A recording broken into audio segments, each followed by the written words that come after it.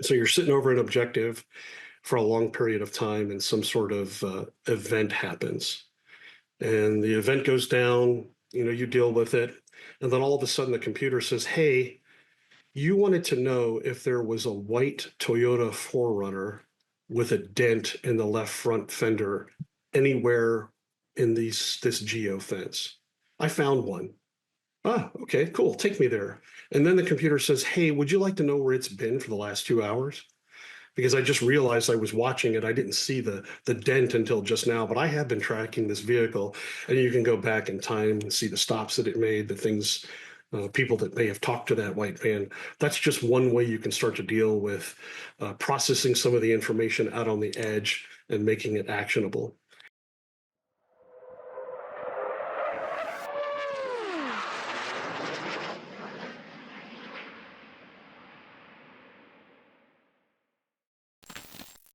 Buck, welcome back to 10th Century. Great to see you again.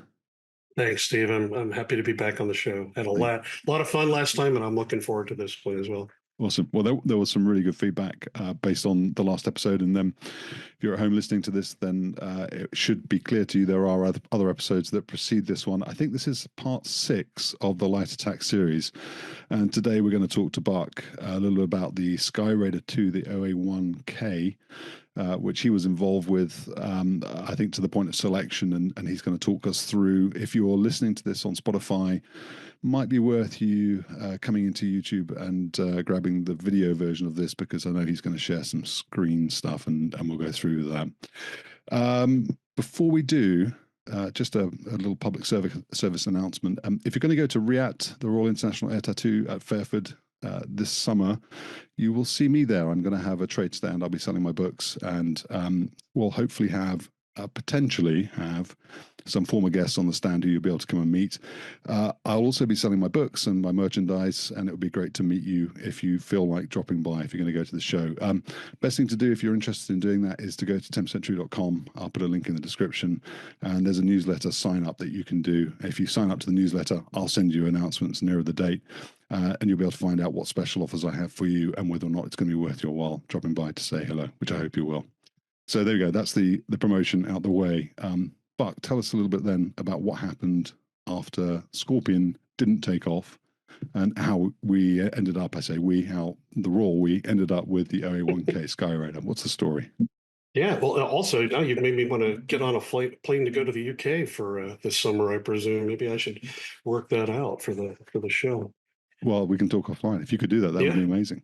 We'll see what happens. We'll see what happens. Well, yeah, we'll talk Skyraider here. I thought it might be useful to help the audience understand how we got from the light attack to this armed Overwatch program, because it kind of follows the story that I told you in the beginning, that this all was percolating for a long time within AFSOC and the precursor to AFSOC. Those folks had thought about this idea many years ago and were doing variations of it with 23rd Air Force and the Chindits. And here we are at the end state where the CAF has multiple experiments and combat evals, and they don't end up buying anything. And at the end of the day, it's the SOCOM folks that end up doing it. So I think there were a couple drivers that got us there, and I'll walk you through it. And the funny thing is, the picture that you have in your background, that's my get off the stage picture, which is funny because that picture was taken from my airplane. So when we were doing all of the prep work during the competition, they had flown it to a couple different locations. And I'll talk about some of the events that we flew the airplane in to kind of prove some of our TTPs and prove some of the equipment on board. But we decided to have it down in Florida, and I'll show the picture later on. But I said, hey, it'd be really a cool message if we were in front of everybody and we had a picture of this thing flying past the AFSOC headquarters right along the beach. So we real quick put it together. A great friend of mine, the one that I told you was the analyst working for me in the Pentagon, I had brought her over to L3, and she's a professional photographer as well. So we put her in the back of my airplane. We took off out of Crestview, Florida, and then we went and trolled the base a couple times with then the Skywarden, which we had We were calling it at the time in tow. And that was one of the most popular photographs. It's been in so many magazines. It's crazy every time I see it. And then let me give one little disclaimer. If I say Skywarden, I apologize, but that's what we called it in our company for all the years we had it. And that name was purposeful because I mentioned the cast stack, the U-28 function of the cast stack. They were usually the Warden. So that's why we had incorporated the name. I love that AFSOC has made it the Skyraider II, obviously a throwback to our old lineage with the A1. So I'm going to go ahead and share here, and we're going to talk a little bit about what led up to the Skyraider II. So this is another pretty popular picture of the whole program, and that really summarizes the capabilities that we'll talk about here in a few minutes. But what's really important to note is this particular airplane has 3 sensors on board. One here, one down here. It's got APKWS. We'll talk about why that's important as we go through. But with all of the light attack experiments that happened, the combat evals, the Air Force still never got to the point of wanting to actually purchase something. As Star Baby outlined, the chief of staff said, "I'm never going to buy props," and I heard that from multiple senior leaders that they were not going to pull that trigger, which was really sad. Within AFSOC and SOCOM, there were 2 things that were driving this towards an inflection point within the command. One of them I talked about previously, and that was the U-28. The U-28, I talked about the hours problem that they had on the airplane. They were flying the wings off them. And SOCOM knew that they were going to have to replace the airplanes eventually. And they had started a program, they were calling it Next Gen ISR or Next Gen Manned ISR. I forget, one of the two. But it got convoluted at times because everybody assumed, hey, they're just going to pick a new airplane and then put all the equipment on and we'll go with that. And then SOCOM started to get a little bit squirrely and started talking about a system of systems. There was a plan for a while to potentially take the MC-12s that ACC had obviously given up, but you actually didn't really get anything off of the MC-12 platform. It had about the same endurance, and there were other problems associated with it.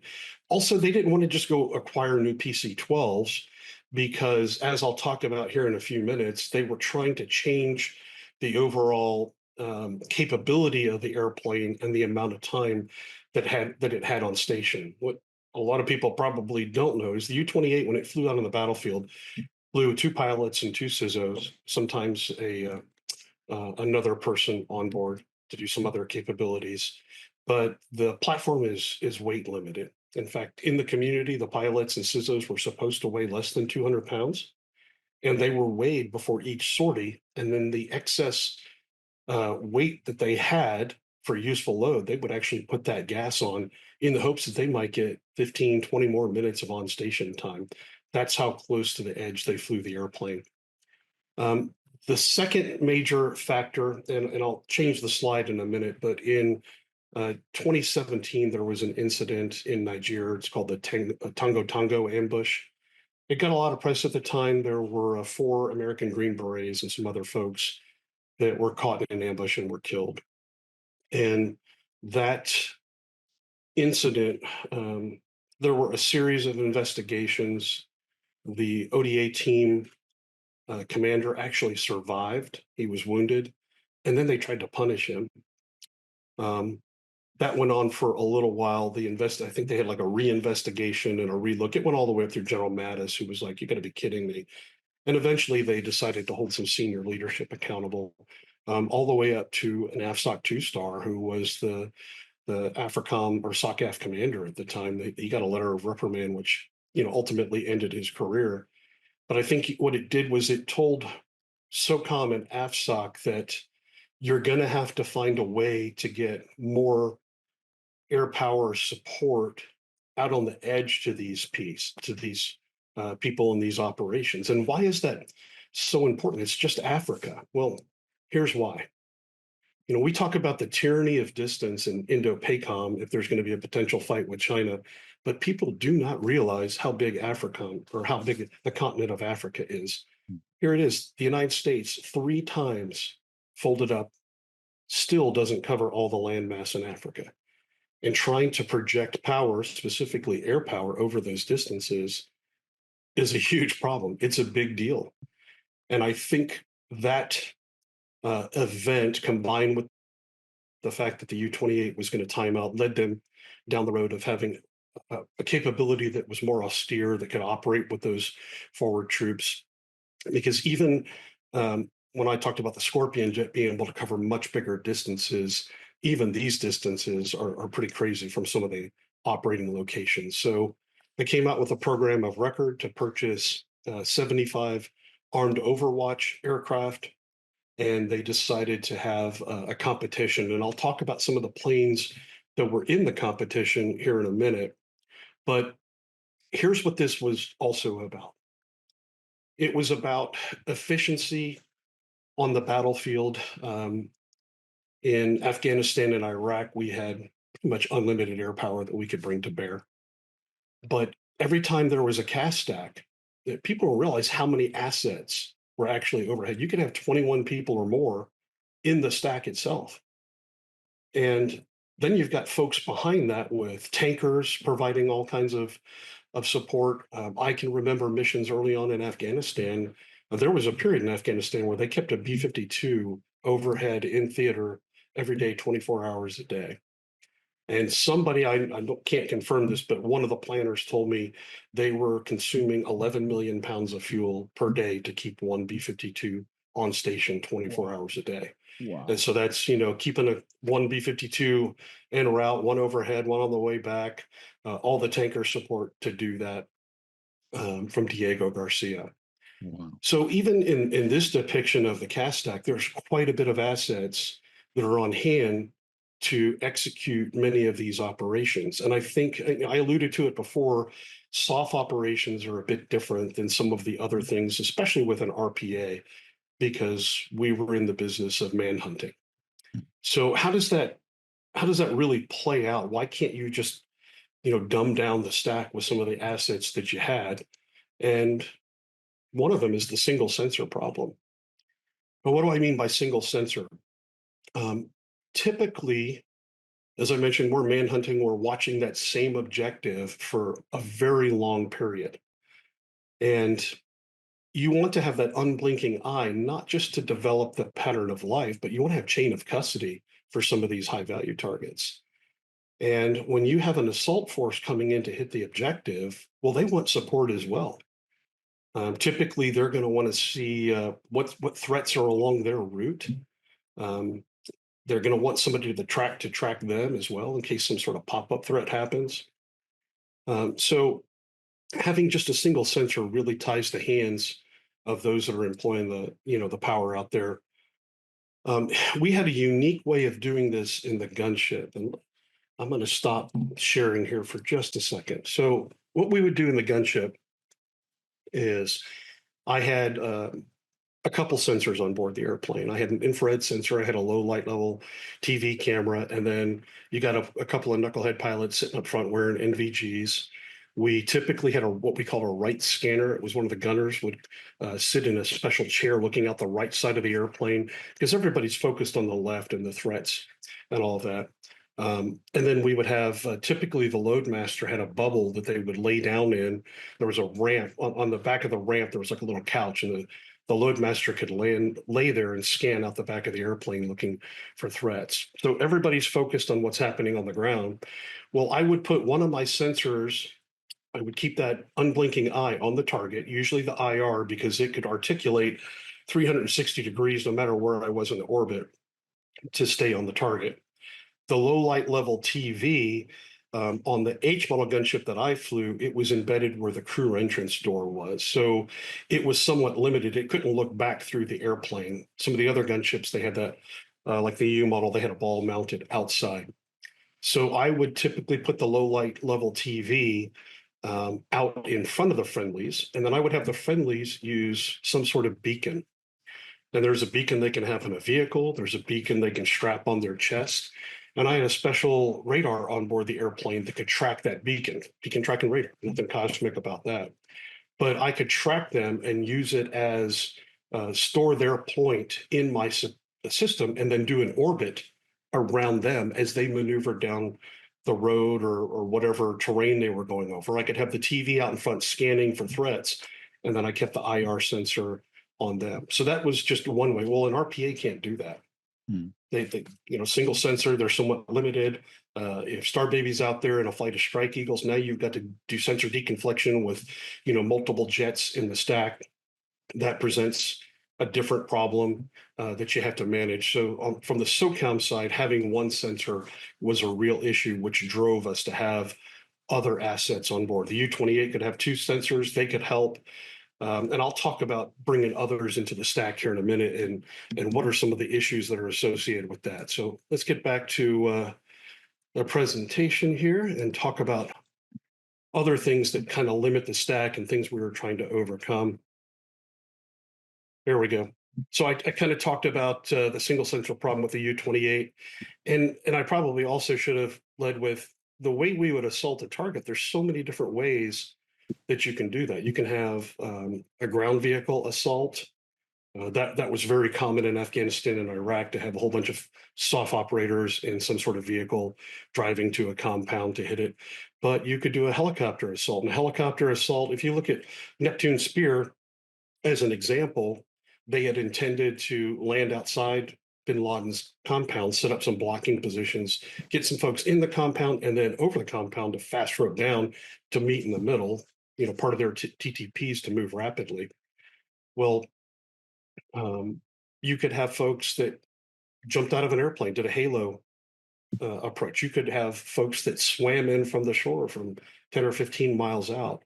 So getting that sensor out there and around them, depending on their method of assault, you had even more problems to deal with having just a single sensor. And the problem with the RPAs were, well, I'll talk about them in a minute. Nothing against the RPAs, and in fact, I want to try and wedge in a quick little discussion about the RPAs at some point. I mean, I have so much admiration for what they did, and I'll later on in the presentation I'll talk about why. And then when it came to airplanes that were in the stack, each one, there's no perfect platform. I love the Gunship. I flew it a lot, but it's got 4 turboprops and it's a bit loud, and you're going to burn the target if you're trying to, keep some kind of sneaky peeky, get up there and surprise the enemy. Very deep magazines, lots of 105, lots of 30 millimeter on the new J model. You can have AGM 176s, that's a Griffin missile. You can have small glide munition. But again, it's loud, and you typically have to stay far away so you don't burn the target. Conversely, with a fast mover, how much gas do they have? Yeah, they can bring a couple sensors to the fight. They can fly high and out of the noise profile, but do they have enough gas to stay on station for 4 hours? Probably not. So you're cycling people in and out of that cast stack to provide some support. And then I mentioned the RPA. For the RPAs, it just took a lot of planning to get them to an objective. It's not a fast platform. They're typically operating out of a location a long ways away. And then when you start to do dynamic ops, they're sitting somewhere in a jock. You don't always have good comms with those folks to tell them, hey, here's what's going on. To manage a 9-line on the fly, deconflicted in the stack can be a little bit different when you're trying to do it to a jock that's 4,000 or 5,000 miles away. So those were all problems that could be solved if you could start to compress some of those capabilities into a single platform. And that was the overall approach that I think everybody in the competition had, but that was certainly our approach with the Skyraider II. We're going to bring deep magazines. We're going to bring a very quiet profile. We're going to bring 3 sensors, maybe 4. We're actually provisioned for 4. We had 3 visual sensors, and we had provisioned it for a sensor made over in the UK. I had worked another program just before this for the AC-130 community, where they were trying to be able to shoot through the weather, which you think, well, you got to shoot through the weather. Well, yeah, because the enemy became threat aware. And what I mean by that was on the battlefield, um, air power was the asymmetric advantage. Nobody could bring, what the coalition could bring to bear. But there were there were problems with that at certain times. Could you bring enough of the deep magazine that I kind of talked about? So anyway, with Skyraider II, what we were trying to do was bring a very large payload and multiple sensors. I'm sorry, I was going to talk about the other sensor. Being an asymmetric advantage on the battlefield, the enemy knew that if the weather got bad, the best thing they could possibly do was get as close to the American forces as possible because it negated a lot of that American air power. You're not going to be able to use laser guided munitions. Strafe runs can be limited. They had the problem fighting ISIS, especially up along the dam. The weather was typically pretty bad up there.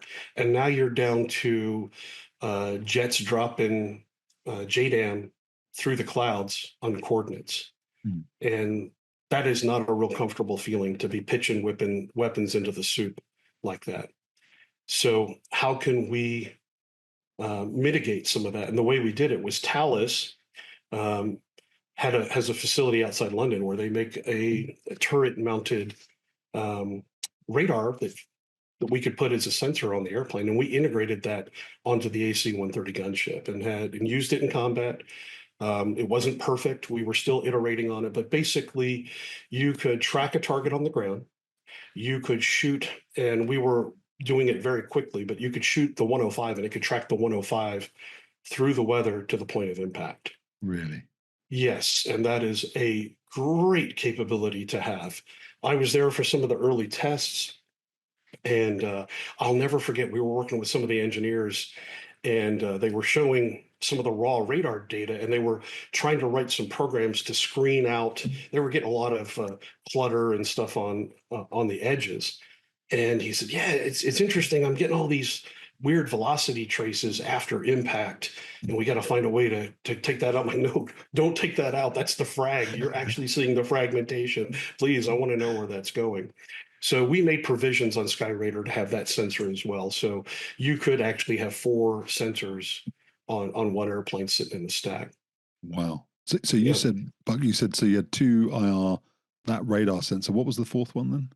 You could have 3 visual sensors, Three visual. typically within the MX series, 2 in the 20-inch gimbal size and 1 in the 15-inch.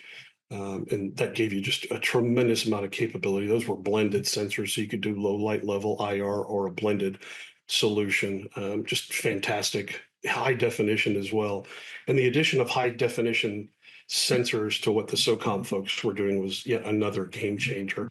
I won't go too far in the details, but there were times when we identified bad guys because of the fact that we had a high definition sensor. Like you could see that you knew this one person may have a limp or something, and with the high definition sensor, you could tell that that person was limping as they were walking, or the color issues. I mean, it was just crazy what you could do with some of those sensors. So we wanted to add as much of that capability onto our platform as possible.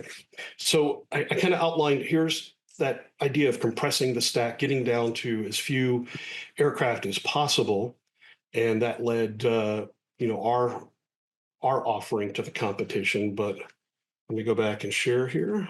Like what are the what sort of year? What's the time frame for this for these things The happening? competition started in 2020, as I recall. Yeah, 2020 is when they put it out on the street, and it took a bit over a year. It was 18 months because this is when COVID hit. COVID caused a little bit of delay in the middle of this, but they had everybody submit proposals, and then they down selected to 5. And each one of the 5 got a little bit of seed money. It did not cover all the work that we did. And then there was a point during COVID when the government decided to come out and visit each offering at the particular site where they were building the airplane or where they wanted to host the meeting. So with L3 Harris, we were out in Greenville at the time. So the government came out there and we put on a huge dog and pony show. We had 2 airplanes sitting there that they could crawl into and look. And we were still iterating on all of the different mission management systems and sensor configurations that we were going to do. We had done some, and I'll talk a little bit more about Skyraider towards the end, but I'll just tell you up front, like, yes, it's an 802, which is based on the crop duster, but we did a lot of engineering work specifically on the wing. That was a newly designed wing that allowed us to carry 6,000 pounds of ordnance, which is quite a bit of smackdown, especially when you have precision guided munitions. And was that L3 doing that work, or did you work with Air Tractor and get them to do the work then? So what's the distribution of that workload? Um, I would have to go back and probably talk to some of the engineers. I know we had engineers on our side. Air Tractor was fantastic to work with. I mean, just immediately a bond between the two companies, and I think that was a forcing function of the sector president that we had at the time. I mentioned him before. I won't say his name, but he was a longtime gunship pilot, U-28 pilot, and he just established a personal relationship with the folks that only that make the air tractor. I walked the production floors, a very simple production, bending metal, making tubes, and all that. But as I recall, our CTO that we had, well, he wasn't our CTO. He was like our chief engineer. He was a former F-16 and U-28 guy who'd gone to test pilot school, and he had a group of engineers that had helped redesign the wing. So it might have been a combination between us and Air Tractor. I honestly don't know the full correct answer. I just know that we came out with a new wing, and I believe they would deliver it to us with the old wing, and then we would fit it with the new. Okay, I went down a rabbit, Warren. I'll let you. That's fine. Nope. All right. So out of that comes the armed Overwatch competition. There we go. And there are 5 airplanes selected to compete. I think you know the one, obviously on the top left, we eventually won. The one there in the middle at the top is the AT6 Echo, the Wolverine. That was continued iterations and evolutions of the AT6 platform, increasing capability with sensors and other things. And I don't want to talk negatively about the other companies. There was a common theme in all of this, in that most of the people that were working on these particular airplanes were from the community. And I'll talk about one of them in particular, but we knew them all very well. We talked to each other. We obviously didn't share inside information, but we were all quietly hoping that the government would get the best possible product. And I think there was probably some gamesmanship happening from some of the different offerings as well. The AT6, there were concerns. How would it do landing in austere conditions? And I think Star Baby talked about it. I landed the AT6 in some austere conditions. I didn't know how it would do in a sandy environment, though, if you would start to sink in. The one on the right, the 208, that's basically a caravan. We had been helping some of the partner nations fly with that, shooting Hellfires. I don't know a whole lot about how it worked out. I know between the caravan and the one before it, the MC-146, there were some execution issues during the competition. One of them was unable to pass a pulse and get a rocket off the airplane. And I think they tried a couple times, and I believe they were removed. The one on the bottom right, the MC-145, sorry, that's a very interesting airplane. It's actually the Polish M28. AFSOC had those airplanes. We had flown them as part of our NSAV fleet. A very interesting flying farm tractor, if you will. It actually had a winch built into the back. And the way that company approached the competition was unique. They were non-compliant from the start, because I believe one of the objective requirements was whatever platform couldn't burn more than 600 pounds per hour. And they brought a twin turbo to the fight. But to their credit, they were trying to change the paradigm, in that they were saying, hey, this airplane can do more than any of the others, in that it can carry things.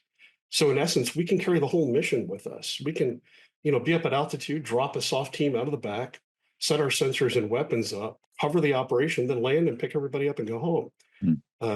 but that was not the overall intent of Armed Overwatch. So I think that's why they didn't do quite as well in the eval. In my opinion, the biggest competition was in the bottom left, and that was it's called the Bronco II. It was an airplane that came out of South Africa by a company called Paramount, and they teamed with Leidos to bring their offering to the table. There were some great Americans working on that program. In fact, when I left L3, I went over to Leidos and worked with many of those same people. But they were putting this together on the fly. The airplane was not certified at the time. We were at a huge advantage with the Skyraider in that we already had an airplane that had millions of flying hours out there working as a crop duster or a firefighter and other mission sets. But the Bronco II, they only had one airplane in existence, and they were still working through certification issues.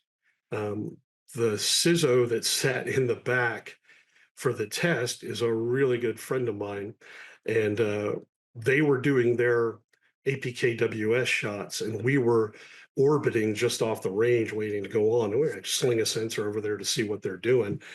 And after he landed, we were chiding him, saying, "Hey, you barely hit the target." And he's like, he was telling me, "Yeah, I was working my butt off trying to hold the spot on the thing." And we're like, "You don't have auto track? Man, you savage." That was that kind of good natured going back and forth.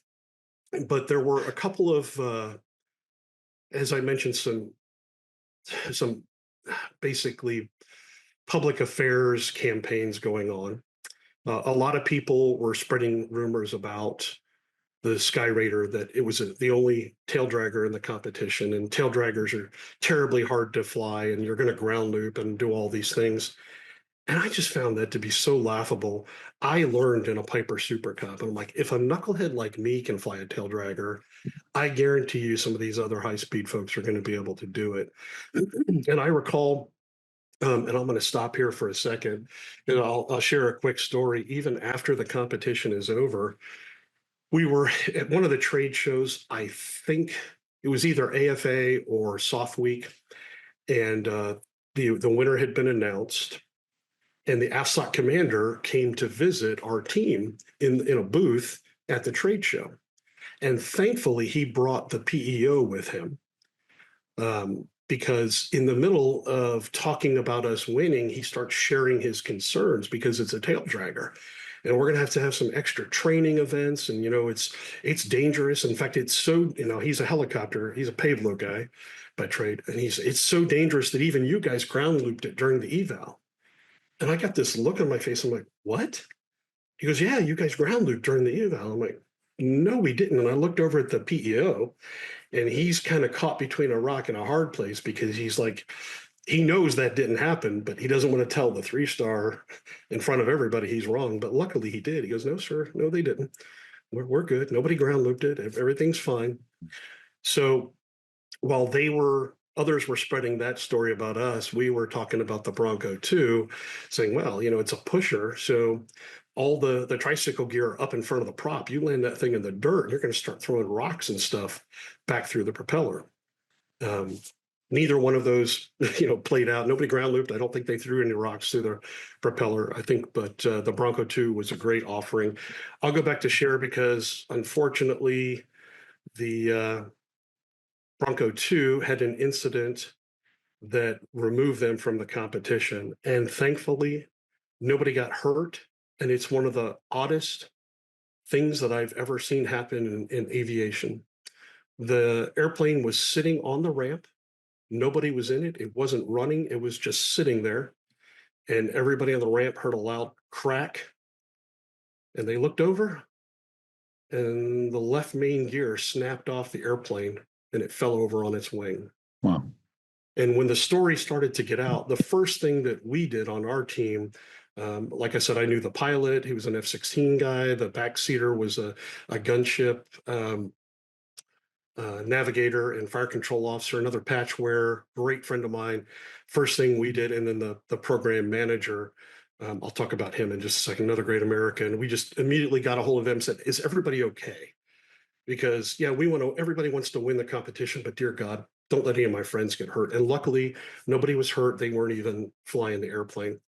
And let me just talk a really quick story about some of the people that were working on this. I won't use their names, but like the guy that was leading it, he retired '06, had flown helicopters in the Navy, and then had come over to AFSOC to fly Pavlos, or before that, to fly helicopters before he got into the Pavlo. He was flying a helicopter down in South America and was in a terrible crash and ended up getting trapped in the wreckage. And the flight surgeon from my squadron was the deployed guy to cover it, had to get into the wreckage and amputate his leg to get him out. This happened, I think, in Ecuador. They had to put him on a little boat, floated him down the river for a long period of time, kept him alive. And he was the first Air Force helicopter pilot amputee to return to flying status, having endured all that. I mean, just a great American. He's in the Air Commando Hall of Fame. And that's the caliber of people that were working on this particular project. So it's pretty hard.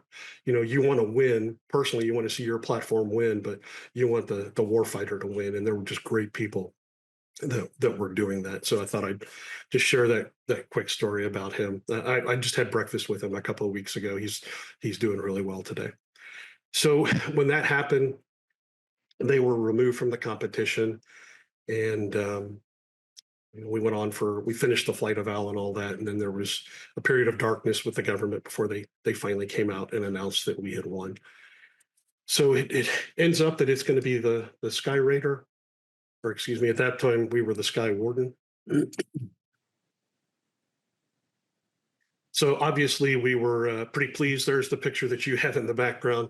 There's a better, without anything blocking it, but you can see the multiple sensors that are on board the airplane, the APKWS, the provisions to carry laser guided bombs, JDAM, Hellfire, a whole provision of weapons. But what's really important is that little hump at the back of the cockpit. And what that did for Skyraider was it gave us the ability to take all of the video feeds, to take all of the communications, fuse them together, and then push them off the airplane for decision makers. When we're talking about all the information that's captured on the modern battlefield, you have to find a way to make it useful. And the process for all the RPAs and all the manned ISR that happens behind the scenes is called PED. That's processing, exploitation, and dissemination. So for every sensor feed you see out on the battlefield, especially with an RPA, people think, oh, it's just a pilot and a sensor operator sitting in a GCS, or it's just a pilot and a CISO up in the airplane. No, all of that data is going back to some sort of joint operations center. There are 20 or 30 people sitting behind each orbit that are writing down pattern of life. They're monitoring weather, they're monitoring other things that are happening on the battlefield. They're meta tagging the data, trying to find relationships between different things that are happening, and then trying to pass actionable intelligence out to the warfighter on the edge so they can do something with all of this information. In fact, I would argue, and I think DoD fully acknowledges that today we have a problem with data. They call it the data lake, that there's just so much that we're soaking up every day. How do you process through that and make it actionable so that it's not stale?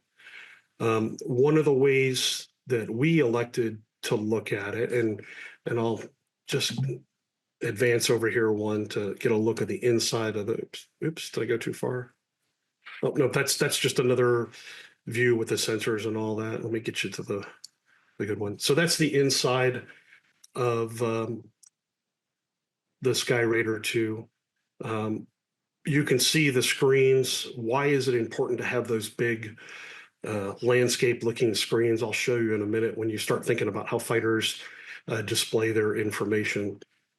But how did we manage data? We started to bring AI in. We started to discuss how we would do what I would call edge processing.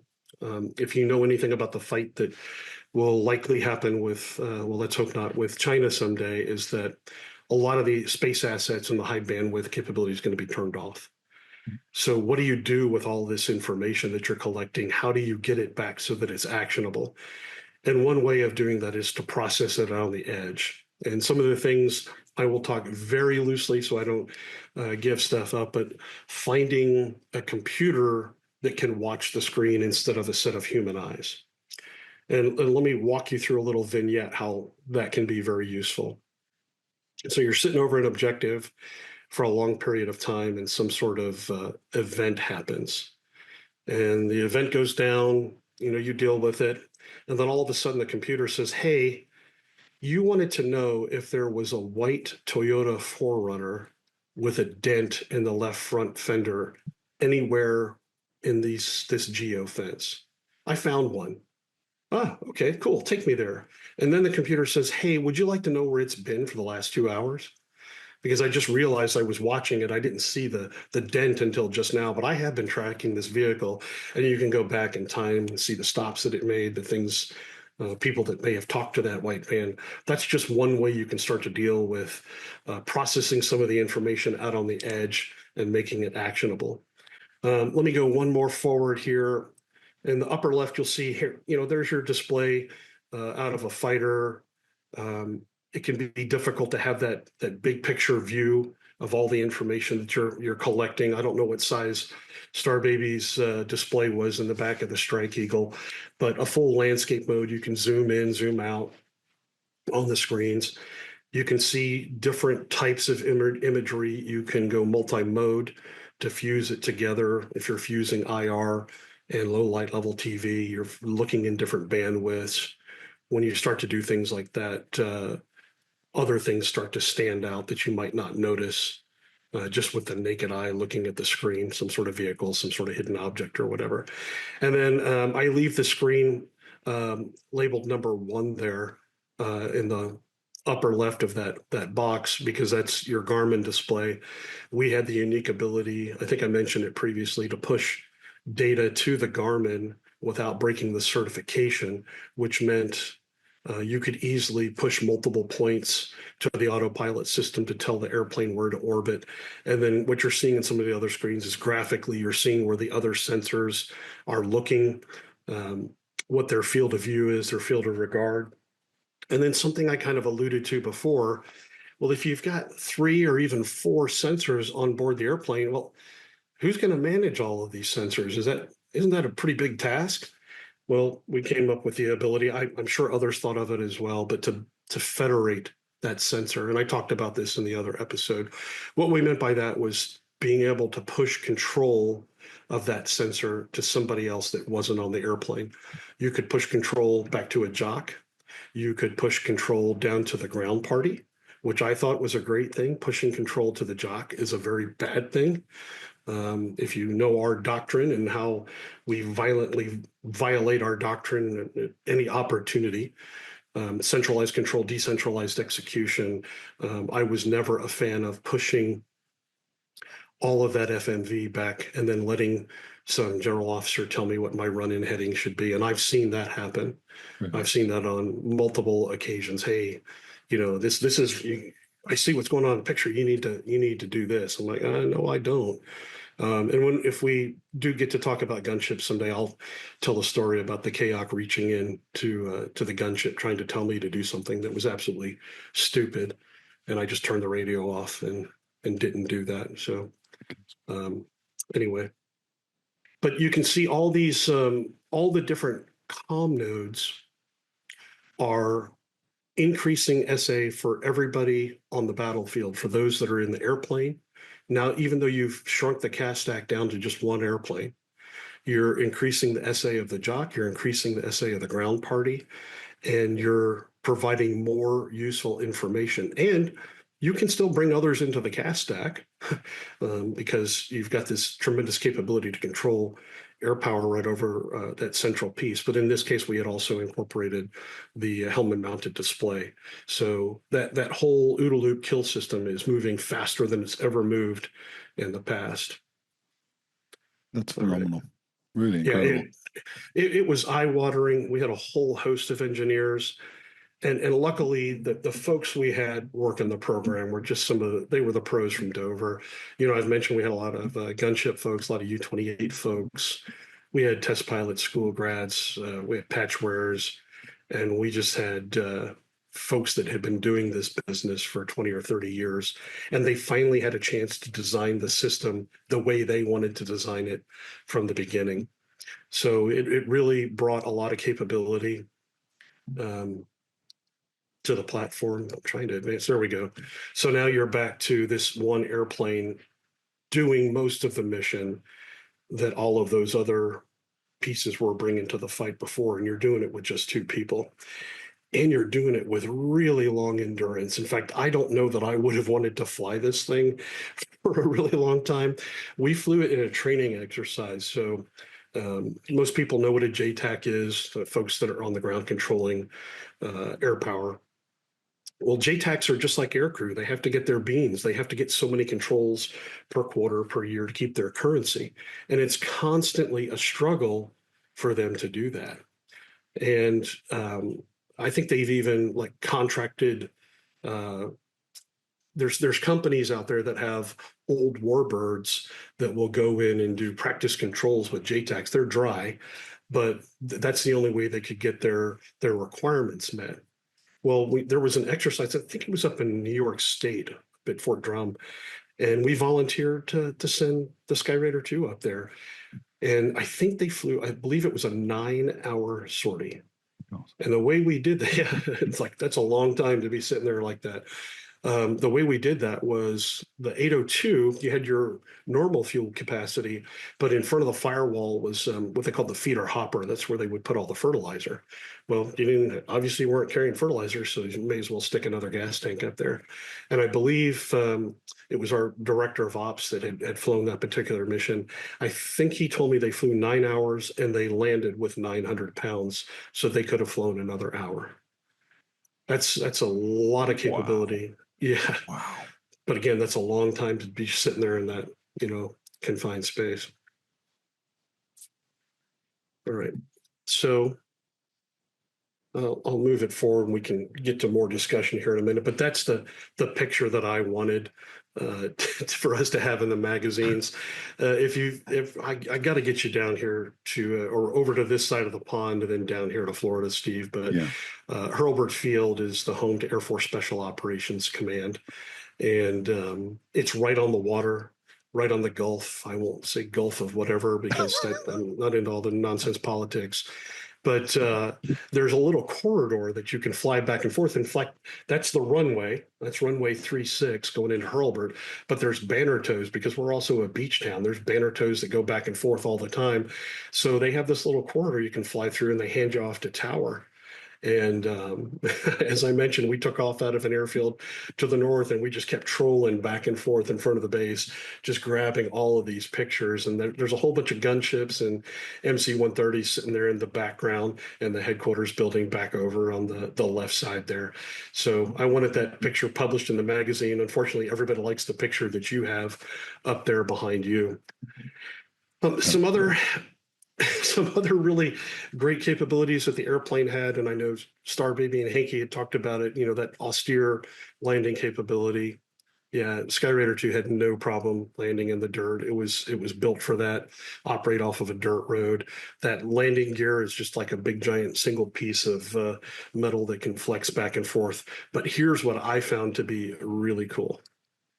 You could take the airplane apart and put it back together in no time. So if you wanted to deploy it to a contingency area, I wish I could remember what the timeline was. They had like an objective. It was like 8 hours or something, and our guys did it in like half the time. Wow. We took it to, there's a big trade show in Tampa every year. It used to be called SOFIC. Now it's called SOF Week. But we would take this thing and park it right out in front of the convention center. And what they would do is they'd fly it into the local executive airport, pull the wings off, get a pickup truck, hook up to the tail, and then drive it through the city over to the convention center and then stick the wings back on. That's how rugged it was, how versatile it was, and very capable. So where this really pays off, and I think this is probably a good time to talk about some of the negatives. Every airplane has a negative, and I think one thing folks were concerned about was the Skyraider II doesn't have an ejection seat. A very rugged platform. They've got armor on there, and people were concerned how survivable it would be. It's actually very survivable. I don't know if they'll ever try to engineer ejection seats that would add a bunch of weight and stuff, but the community, the U-28 doesn't have ejection seats. I flew Gunship. We didn't have ejection seats. So I think it was lesser of a deal to the AFSOC folks than it was to the Air Combat Command folks. But the airplane's very tough, very rugged. The engine, the PT-6, is very reliable, one of the most reliable turboprops in the world, until an incident a couple months ago. And the pictures all flash up here in a second. I want to give the backstory. The way it was told to me was the air crew was flying a training sortie. They, on one day, and they had what's called a chip detector go off. So there's basically a magnetized chip that sits in your oil supply. And if enough metal fragments get on that magnetized switch, it will activate, send a light in the cockpit and say, hey, you got some sort of metal in your system. You probably want to land as soon as possible and shut this thing down and get it figured out. They are known to have false indications. So, but everybody takes it seriously. So on this day, the crew was flying. They had a chip detector go off. I think they were flying. I don't know if they were just doing it as part of a run-up or whatever, but they did get a chip detector. They aborted, went back to maintenance. Maintenance changed the oil, did a full engine run, check of the system, cleared it. Some guys came out the next day, cranked up, took off, and as they were in the air, the motor quit, and they ran off and landed in the dirt off the end of the runway. Wow. Nobody got hurt. You can see how rugged this thing is, even though they're in the dirt, the gear is still on, no damage to the airplane. In fact, they got some mud on it, towed it back out. I'm sure they went and did an engine change and did a pretty good look to see what happened, but airplane back in service. Not even a dent that I can see. So a very rugged airplane that's bringing a lot of capability to the battlefield.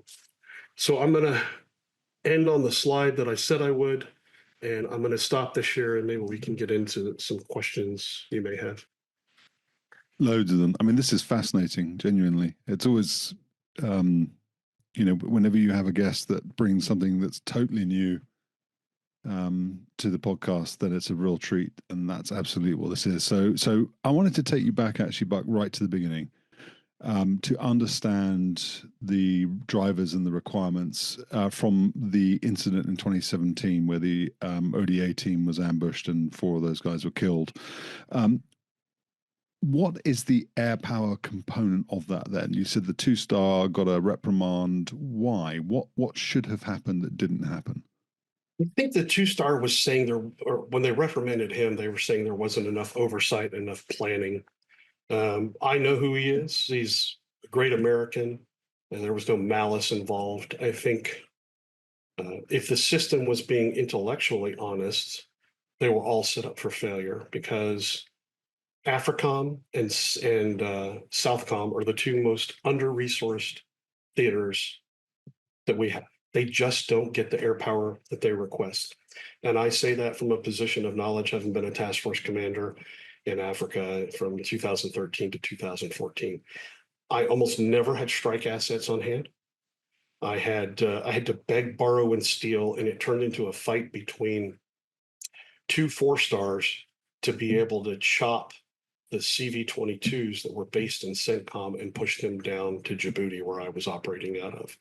I can't say the mission sets that I was doing, but I was doing some very high-end mission sets down there.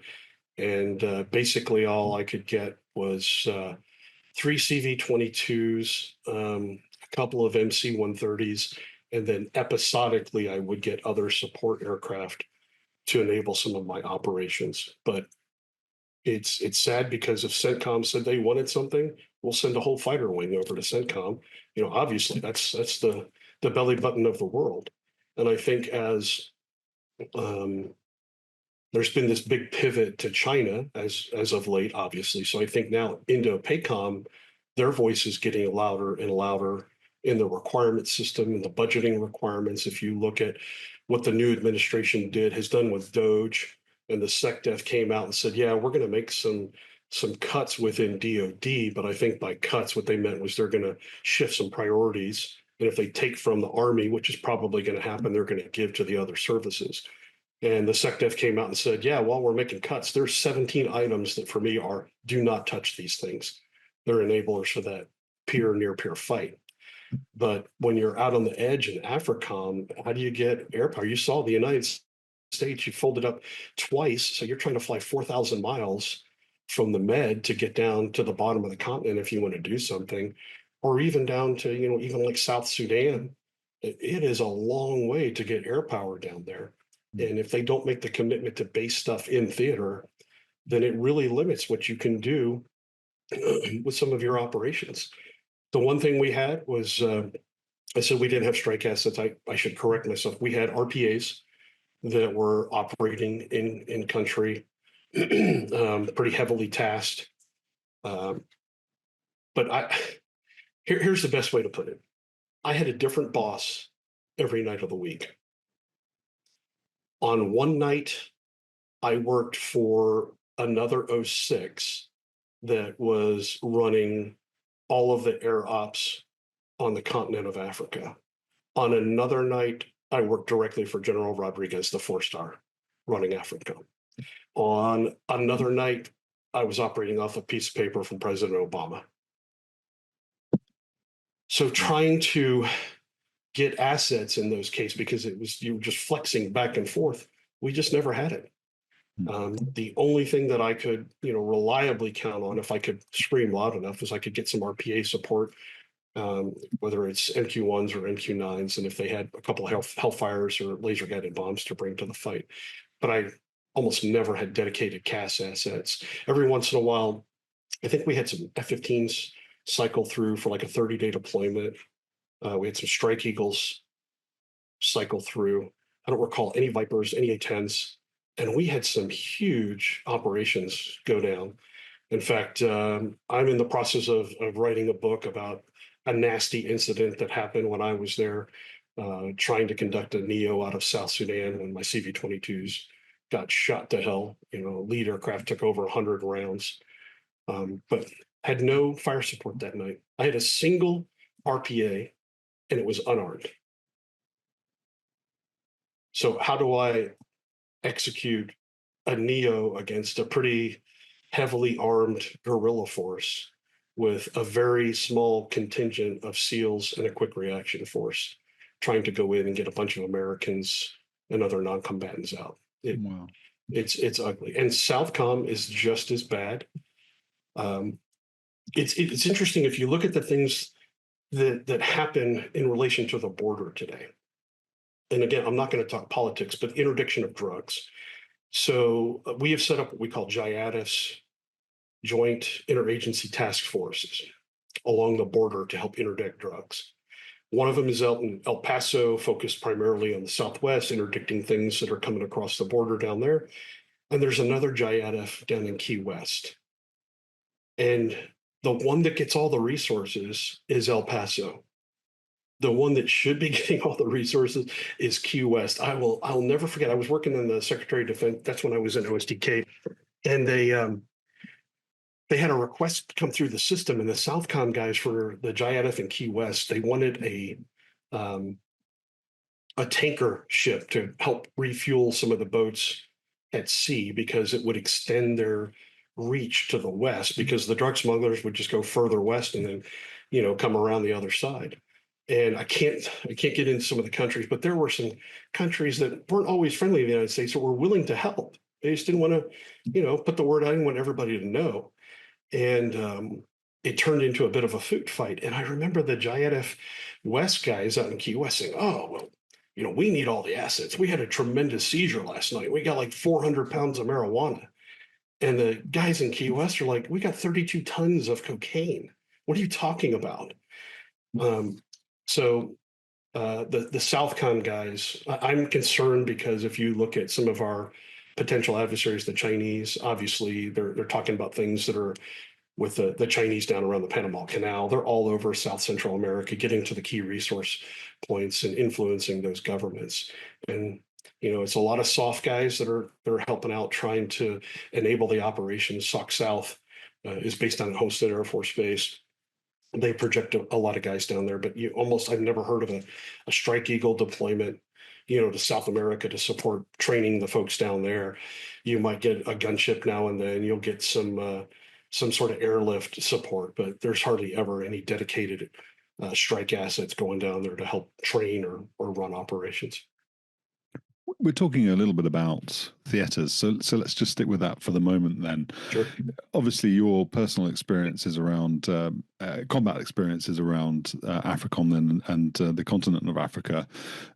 What about then South America, Pacific, Asia, and sort of other conflict or potential theatres, conflict zones around the world? When you were going through this program or this competition to get Skyraider II, which is what we now call it, but Skywarden is what you were calling it at the time, to be selected. How were you assessing the performance of the airplane or the requirements for the airplane and the mission systems and the avionics for those different theatres? Are they all much the same? Do those theatres actually have some uniqueness around them that means that you need to divide your attention, or you need to make some compromises in the way you design the airplane? How does that work? Yeah, I think for the most part, the requirements were going to be the same. Having that austere capability is what gave you the ability to be embedded with the local ground forces, operate from their location. I mean, even my dogs are barking, talked about having the crews qualified to refuel and rearm the airplane out on the edge. If there would be any difference, it may be out in Indo-PACOM where the tyranny of distance is out over water. That's a slightly different problem to have.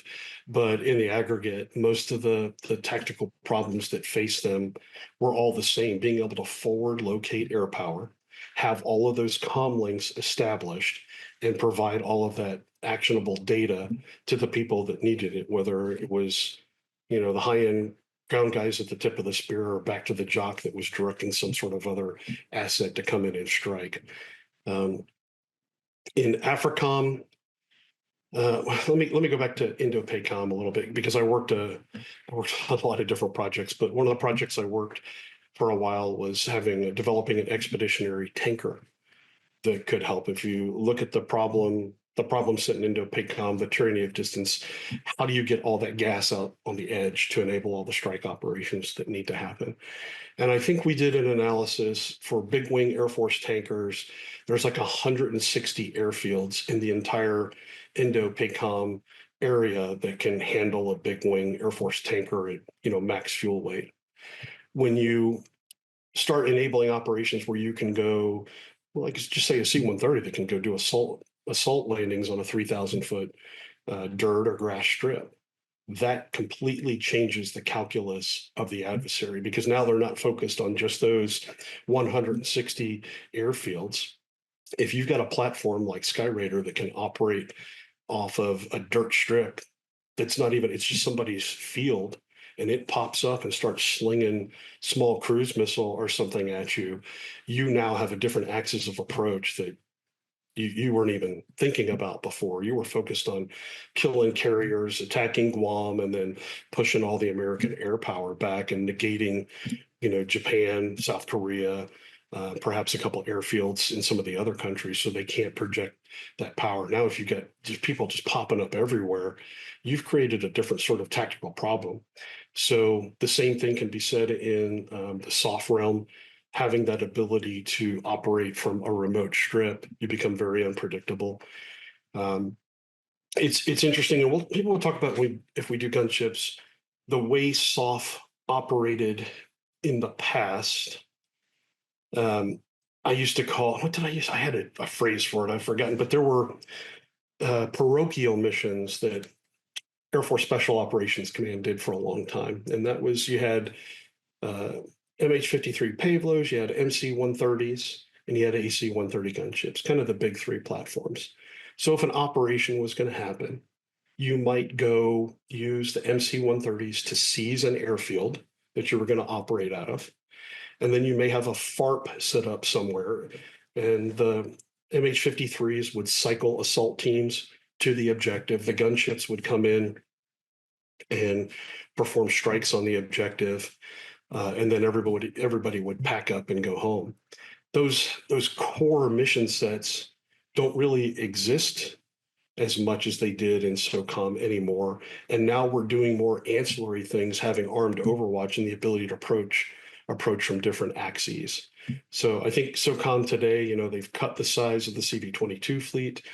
They unfortunately have cut the size of the gunship fleet, and we're down to I think 57 MC-130 variants. So that core capability that AFSOC has been decreased to the point where you need this armed Overwatch capability to enable some of those other operations, particularly, as I said, in that austere environment. That just makes such a difference. It really makes the adversary think, because you're coming from a different direction.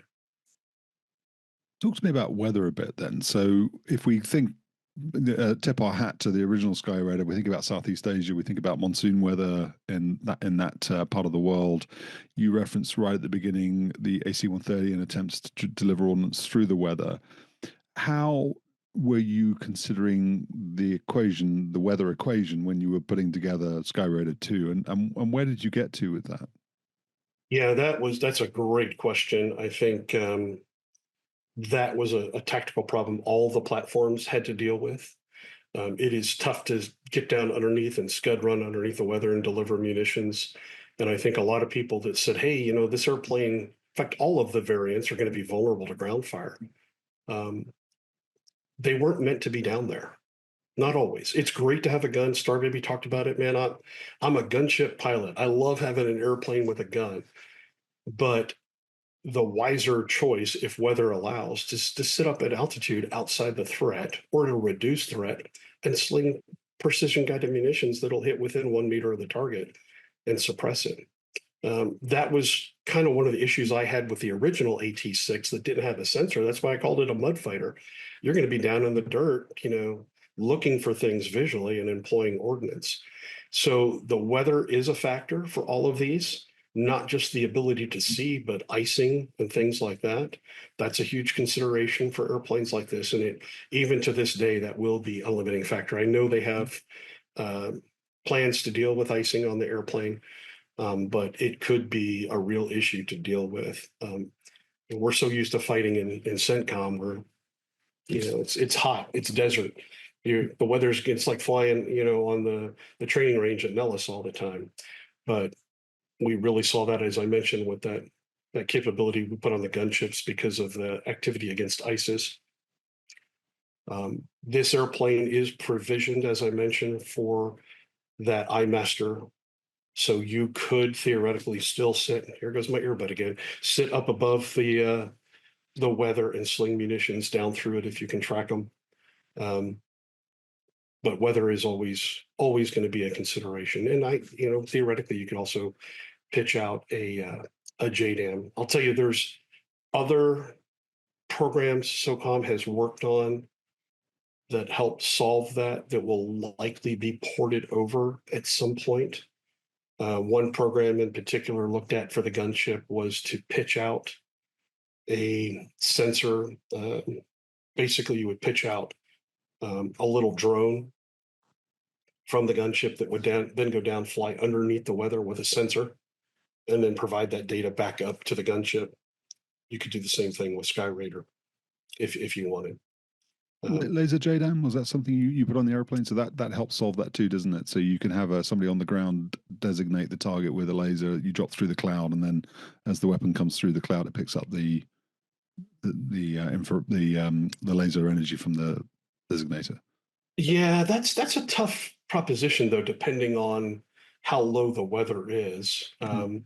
Laser JDAM is a great weapon. It can getting into the cone to get below the weather, but if the weather's really low, it's going to be end game before it sees a laser. Does it have enough energy to get to the target? You're more than likely still going to a GPS coordinate. I got to tell you that shooting through the weather, I can't help it with my gunship background. It's just something that's always, it's a tactical problem that has bugged the community forever. But I mentioned how we would track a ground party using that beacon that they had. Well, it's great in visual or VMC conditions. One of the standard things we would do in the gunship when we took off, flew over the field, is we would test the ability to have an offset from a beacon. And we had a test beacon hooked up at the squadron that we would track. And the scenario is, hey, the weather's down at 200 feet. So the ground party's calling in, they want fires. Here's my beacon. The target is on a 270 for 300 meters. And you put that in the system. Now I'm orbiting over their beacon. And then I put the offset. Well, 9 times out of 10, that beacon is jumping all over the place. And if it's visual, I'm just looking out. Even if it's jumping, I can visually see the vehicle that I'm following. But when I have that beacon and I'm going to shoot off of it and it's jumping back and forth, that just gives you a terribly uneasy feeling. So yeah, there are munitions that will help with that. Laser JDAM. I don't know that we specifically had incorporated that weapon. When I left, they were still doing all the weapons integration tests, what all we were going to have on there. The primary thing that the customer wanted and that we were leaning on was APKWS because it was just such a game changer. You could have a very deep magazine with that, and that thing was very effective, and it was so accurate. Bringing laser guided munitions or laser guided bombs as well was a great addition, and then bringing Hellfire. But dealing with the weather, they were still talking about other capabilities that we're going to incorporate on the airplane, and I don't know where they left that. So just as a point of clarification, then you talked about the Thales pod or the Thales radar that would let you see through the weather and track the target. You said it's provisioned. Does that mean you put it on the airplane, or does that mean that you could put it on the airplane if you wanted to? The customer can put it on if they would like. So being provisioned meaning that turret ring is a standard size. We'd already done all the engineering work to put it on the AC-130. And because we had already done all the software work, we ported that capability over to put it. I believe they mounted it. I think they flew it one time, as I recall, but we were not delivering the airplane with an iMaster radar because that wasn't a requirement from the customer. But we were trying to add expansion capability so they could bring that in because theoretically they had 4 of those sensors in stock from the Gunship program. So might as well set it up because it was an easy software add so that they could do it. Can I ask you about loadouts then, while we're on the subject of ordnance and sensors? So in the photograph you shared, I think there were 3 little ball turret things, whatever they're called, on the left side, on the port side of the airplane. And then I think there was space for another one on the right side, or that was the configuration in the picture. What does that do for drag? There is a drag component. Asymmetry. Yeah, they weren't all set up on the same side. I think the picture just made it look that way. Okay. You would put a 20-inch on each side and then the 15-inch more of a center position. So the asymmetry wasn't that big a deal, but there was a small drag penalty. But I believe, as I mentioned, that long test that we did for the JTACs up in Fort Drum, I think they flew that 2 sensors. And even with that, they still, 9-hour sortie. That's going to go down as you start obviously strapping on weapons and maybe have to take a little bit of fuel off the airplane and the increased drag component, but you're still going to easily get a 6-hour, 7-hour sortie out of the platform fully loaded. Magazine depth is something you've mentioned a couple of times. You talked about the wing being reinforced, rebuilt, or redesigned for a 6,000-pound payload. So how many APKWS could you carry? Do you remember? I do not remember. We could carry quite a few, but what we were trying to carry was a bit of a smorgasbord of weapons. You didn't want to be limited. I would never want to be out there with just APKWS. I'd like to have some Hellfire on there, if able, a couple of laser guided bombs, so that I have a range of response that I can escalate force if I need to, or if something really nasty rolls up, I can smack that as well. I harken back, I keep leveraging my AC-130 experience. There was not a whole lot I could do if a tank rolled up on an objective. And when we do talk about it, I'll set a little hook for another interview sometime. I've got some video of what we've done to a tank. As part of the weapons school, we did a weapons test sortie where I went out and shot the side of a tank with 105. and it did nothing. Now, it would have rung their bell inside, Yeah. but all it basically did was put a little scratch on the tank on the turret, and there's a circle on the side of the turret. And if you looked at the 105 round like I have here, in fact, here we'll do a little pointy talk. So the 105, the projectile that comes out is 33 pounds. Most of the rounds we got from the Army back in the day, but this is your fuse right here. And when I hit the side of the tank, there was an impression from the fuse well on the front of the projectile.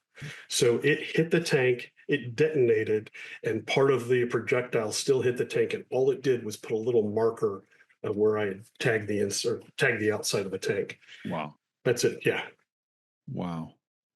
So okay. So while we're talking about that, then it is or was the arrival of heavy armor or main battle tank or something like that part of a scenario that you would expect an ODA force to encounter? No, it wasn't my bigger. I never wanted it to happen. I mean, I actually rolled up on a bunch of tanks one night in Afghanistan. They were all just sitting there. So I wailed away on them for a while. Why not? They were legitimate targets. I probably didn't do much, but it made me feel better. I think probably the more likely scenario is some sort of armored vehicle. And a 105 can, in certain circumstances, deal with that, but you wanted to have that depth of magazine to deal with it.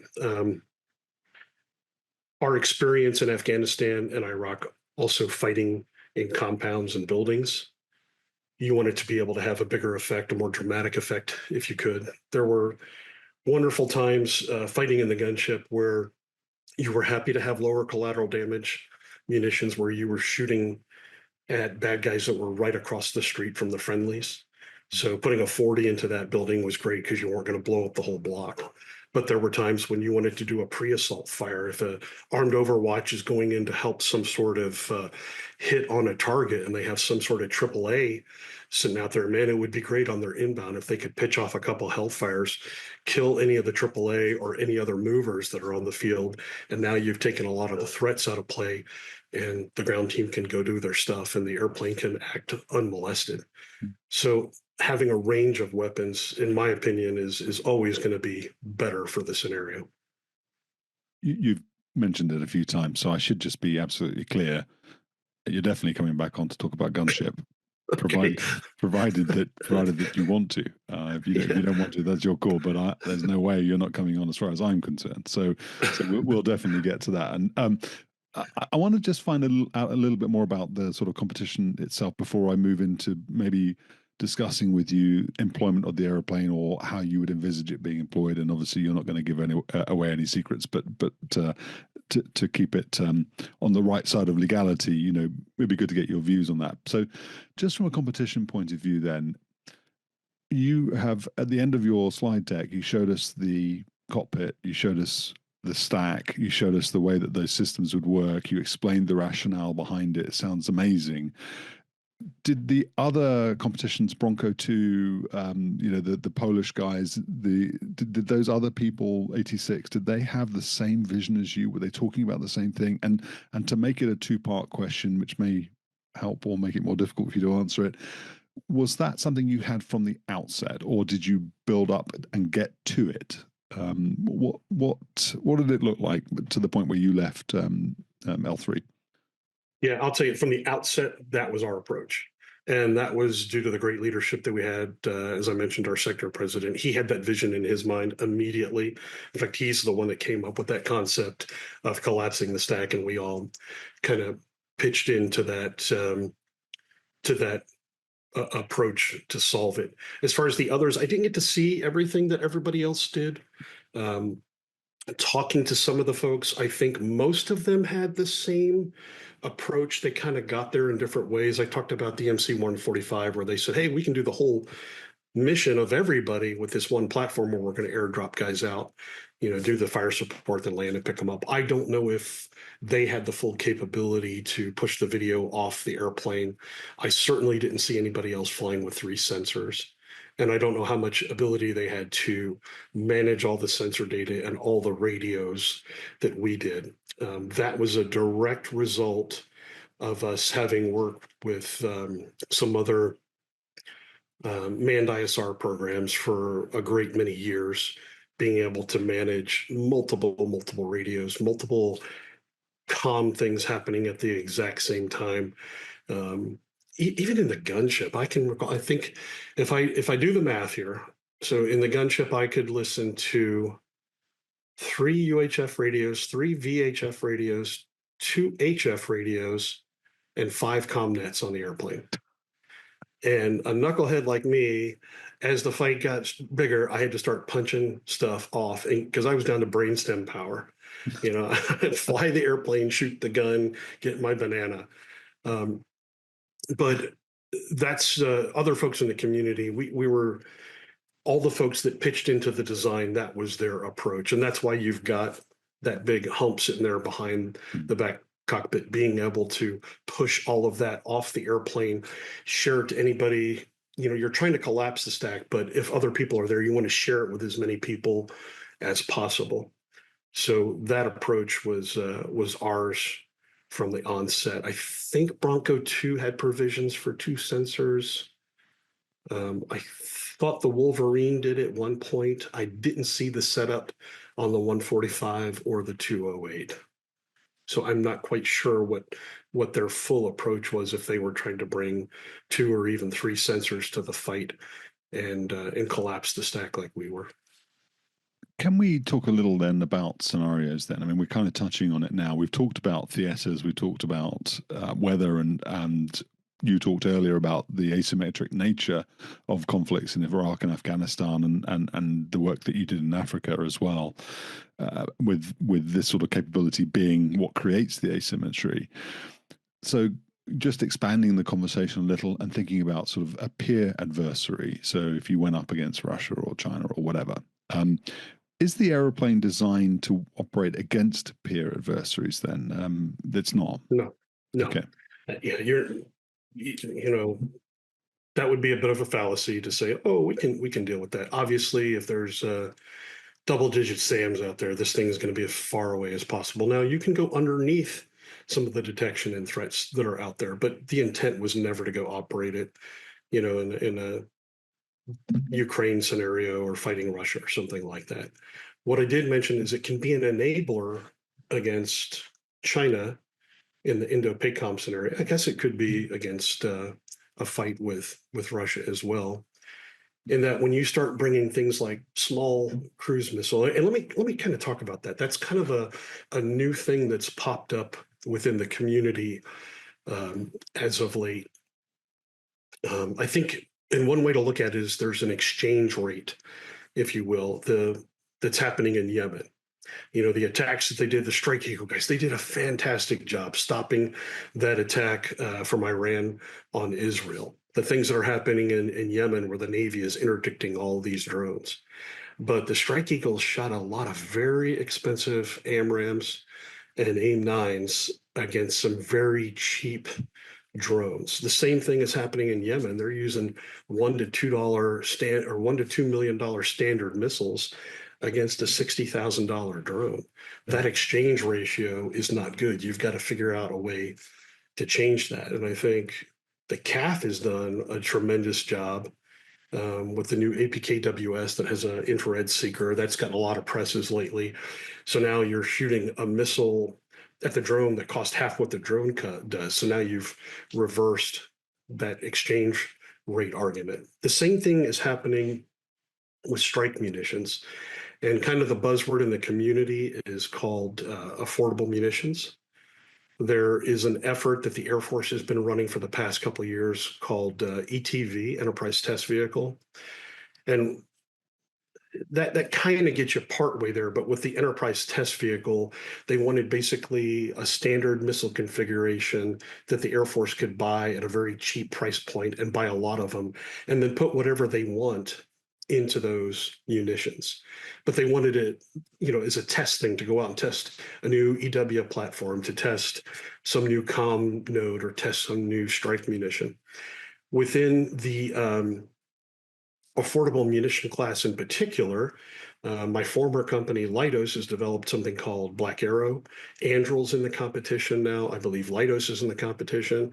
And most of the price points are less than $200,000 for a single munition, which is a bit of a game. That's a lot of money still, but it's a complete game changer when you look at something like a JASM ER that's $3 or $4 million to pop one of those off.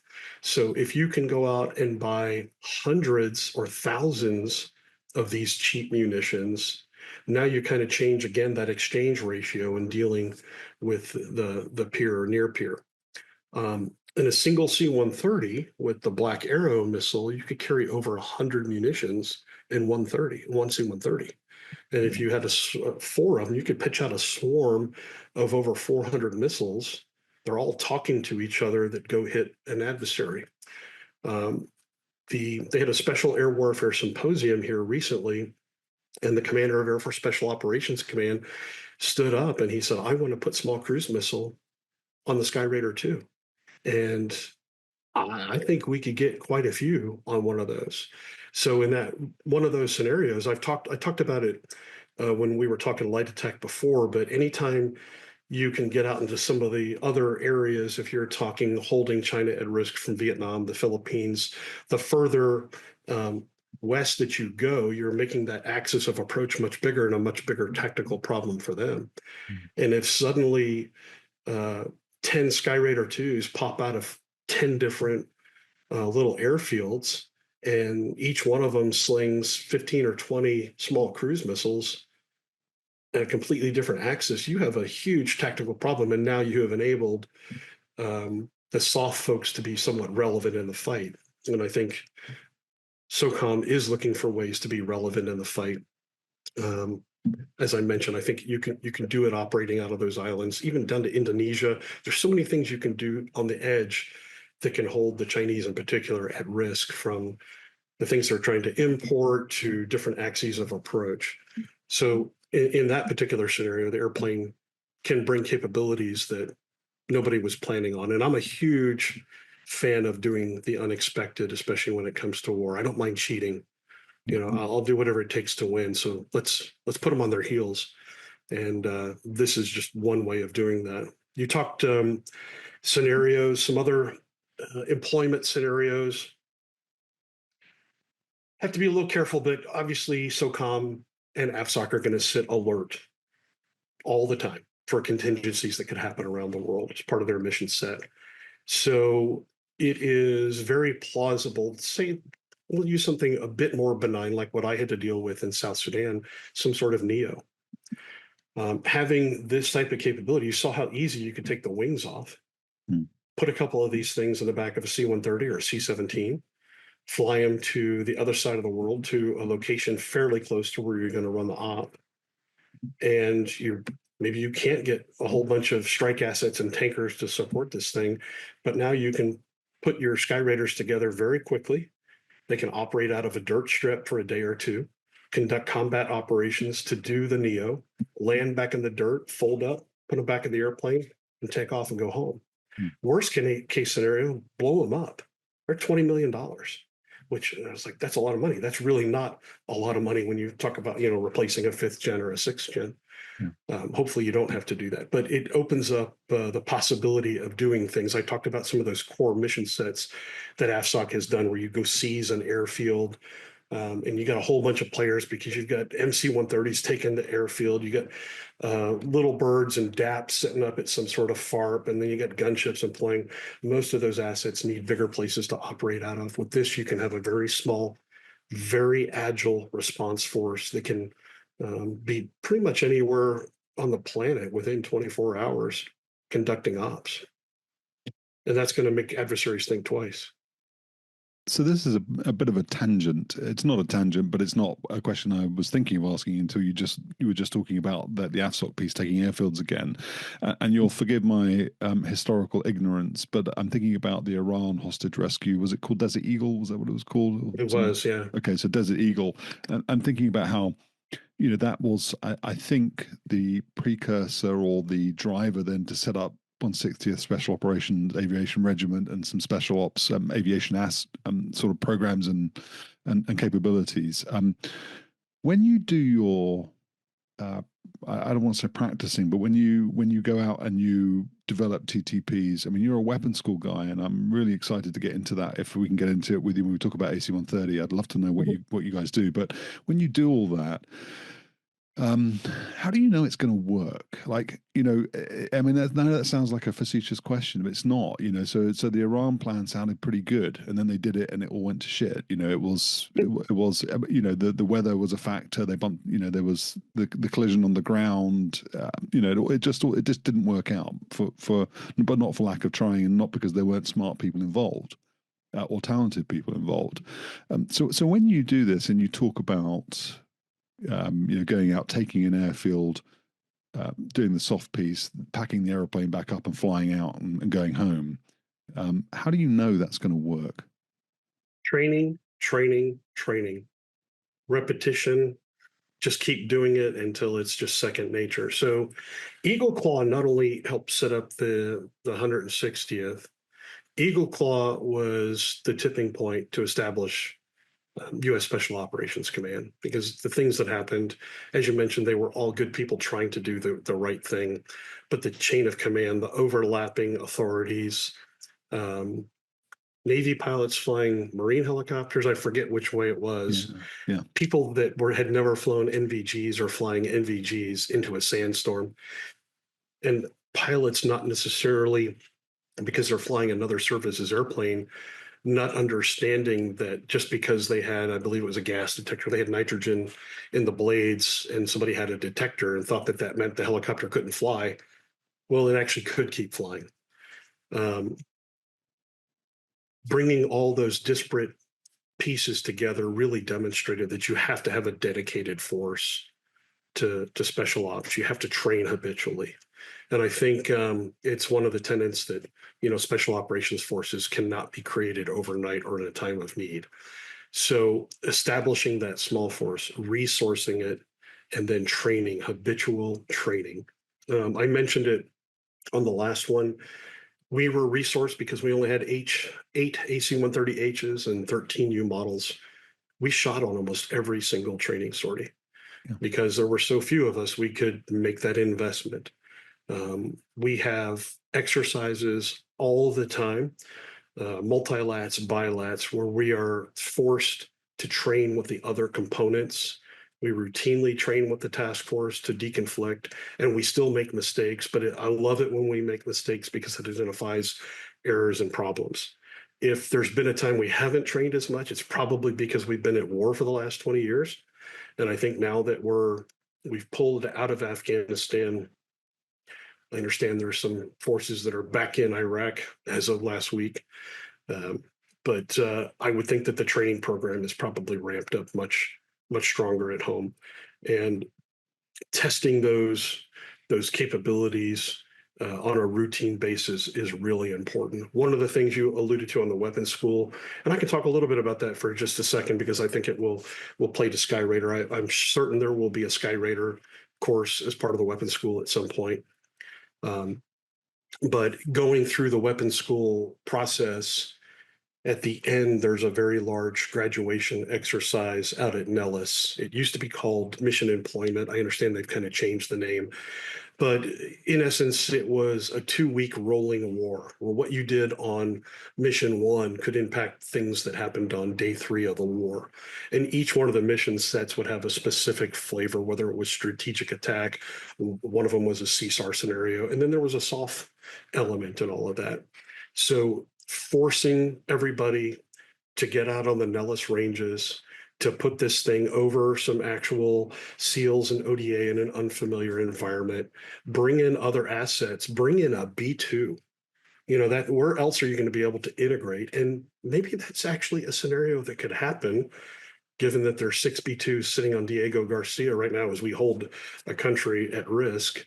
Um, would we ever have guys on the ground calling in a B2 strike? I don't know. But what a great way to go out and test it and find out what's working, what's not working. So we continuously train. That's the great thing about SOCOM is every day is a training iteration. And I talked about it again in the other episode. You train with some of the same people so many times that you recognize their voices. You certainly know their names. At Hurlburt, we had a setup where they would bring in, um, I mentioned the JTACs needed to get their requirements for calling in fires. Some of the other folks that are embedded with the soft teams have to do that as well. But we would have foreign soft all the time. There were numerous times I trained with UK soft right here at Hurlburt. And then downrange a year later, I'd run into the same guy and I'm providing calls for fire for that SAS guy. Wow. And I recognize his voice. And that's just the nature of soft, that we're 2% of the force, no, 3% of the force, 2% of the budget, but we were involved in like 60% of the operations that were going on. So it's very important to train, and it pays off handsomely. Tell me then, let's talk specifically about Skyraider II and all this incredible capability that you built into the airplane. So you have the potentially 4 different sensors. You've got some AI working in the airplane to work for you on the edge cases as you describe. I looked at what you had on the screen, and it was interesting to hear you talk about turning off radios in the AC-130, getting to the point where actually you were saturated and you just needed to fly the airplane, shoot the gun, and get your banana. I like that. But I looked at that, and a couple of things came to mind. So the first was that the I'll say the pilot, because presumably that's what the person in the front is there to do, is there to pilot the airplane. But he or she has a bunch of screens as well. And so I wondered about, first of all, the performance of the airplane and the ease of flying the airplane. So you know, AC-130 probably wouldn't be in this bracket, but F-15, F-16, F-18, they were designed to be easy to fly because you wanted the guy flying the airplane to focus on employing it as a weapon system. How easy is Skyraider II to fly? Does it have lots of pilot relief modes? You know, the guy or the girl up front, are they going to be able to contribute to what's going on with the person in the back? What's the distribution of workload going to be like? Can you describe that employment piece as a crew? Yeah, absolutely. And I think the short answer is yes, it's very easy to fly. Yes, the front seater is going to be just as much a part of the mission uh, employment piece with the sensors, the radios, and all of that as the CISO in the back. Um, I mentioned early on that Garmin display that was up there. It was so important for us to be able to pass data to the Garmin because the airplane has a Garmin autopilot. All the avionics are set that way. And yes, you put it on autopilot and the airplane will fly whatever pattern you want. That's a wonderful mode to have.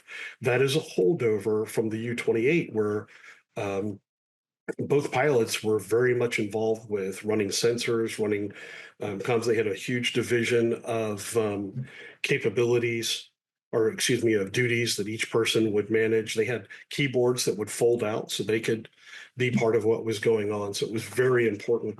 And when you have that many sensors on the airplane, the CISO couldn't run all those sensors. Again, that great capability is being able to push control of that sensor to federate it to somebody else. So the pilot up front might be running might be running the 15-inch sensor. The CISO's got one of the 20s, and somebody in a jock or even the ground party is backing them up running the 20 as well. Whether they're escorting a team to do a hit, watching what happens on a hit, or just sitting there watching pattern of life. You know, there were numerous times in Afghanistan where a whole bunch of people would come together and the bad guys were all having a meeting. Well, I can only watch 2 or 3 of them when they leave. Now I can watch 3, maybe 4 of them when they leave, see where they go, see what they do. So yeah, both crew members are very much a part of the mission. And by pushing control of the sensors off the airplane, somebody else can kind of help you. I'm very much in favor of it that way, where the jock is helping you, not when it's a senior officer trying to reach into the cockpit and tell you what to do.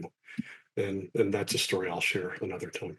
I'm very interested to hear that. Tell us then a little bit about how you foresee employment looking then with Skyraider II. So I'm thinking about scenarios where perhaps you're initially there doing the Overwatch piece. Maybe you're managing a stack, but now you need to transition into employing weapons, direct attack, kinetic capabilities of the aeroplane in order to achieve your aims. Is the how do you work that process in the airplane? What's the process that means you move from one thing to another? So I kind of get the idea. You talked about a scenario earlier where maybe some soft guys are going to come in and they're going to do a direct action against a building or whatever, and maybe you'll lay down some preemptive fire or you'll take out something in order to help them do that or whatever. I get that scenario. But if you're in a scenario where, let's say, they're already doing their stuff and somebody comes along, um, is it easy to get the aeroplane out of a mode where you're just monitoring stuff and you're sharing stuff and you're managing the stack to a point where actually now you're employing it and you're shooting stuff at the ground? Flip of a switch. Really? Yep. It's the flip of a switch. You have a great HOTAS setup. You simply change modes. And then both of the crew members on board are going to flip a switch in their nuggets as well to start employing munitions. I think if you're using it in more of an armed Overwatch or an ISR realm, say you're going to be watching an objective for a while, leading into the mission set, I would probably configure it differently. If I'm just watching, I'll always have munitions on the airplane. You're going to have that set up. Just count on it. But if I'm just going to be watching somebody a while as we prep for a mission, maybe I have fewer munitions, carrying as much gas as I can to provide as much ISR soak as I possibly can. As we get closer, okay, I know I'm going to do a hit tonight. Yeah, I'm going to load up the airplane with as much stuff as possible. And that's why it's so versatile. Because if I was trying to do that with the other stack that I mentioned at the beginning of the presentation, now I've got to coordinate for all these other players to get in. I've got to coordinate their loadouts. And I'm probably having to do that from hundreds, if not thousands of miles away to meet at this single point in the battle space. This airplane, I just go land with the ground assault team, and we walk into the same tent, we plan it together, we determine what munitions we want, we load them on the airplane, we take off, and we go do the mission. So extremely versatile. That austere capability really lets them do things that we just couldn't do with other platforms. So do you think then that you've described it, you characterized it as collapsing the stack? Then do you think then that will be the future? Then it will be. You've talked earlier about how when you were in AFRICOM, some Strike Eagles maybe came in for 30 days, you had to support them, but you never saw any Vipers or whatever. So the modus operandi will be, you've got some people on the ground, you've got a crew or a couple of crews flying these aeroplanes to provide the armed overwatch, and that is a self-contained unit, and you won't need to go and talk to anybody else to get the job done. I hope it's not always the case, but I'm glad that we're prepared in case it is what we have to rely on. I'm always in favor of bringing more air power, but the economy's involved with doing that. When we're, as a nation, $35 trillion in debt, we have to find cheaper ways of doing it. So I can't imagine that if this was a high-level presidential directed mission, we're certainly going to get a lot of help. Whether it be getting Strike Eagles, F-35s, whatever else to support the mission. But in that case, the Skyraider II is set up to enable the operations of all those folks because the pilot and the CISO in there, they're going to be FAC-A qualified. They're going to be able to control that air power. They're going to have more SA than anybody else on the battlefield. I know the F-35 is an SA monster, but with Skyraider II, they're going to have the SA of the ground party.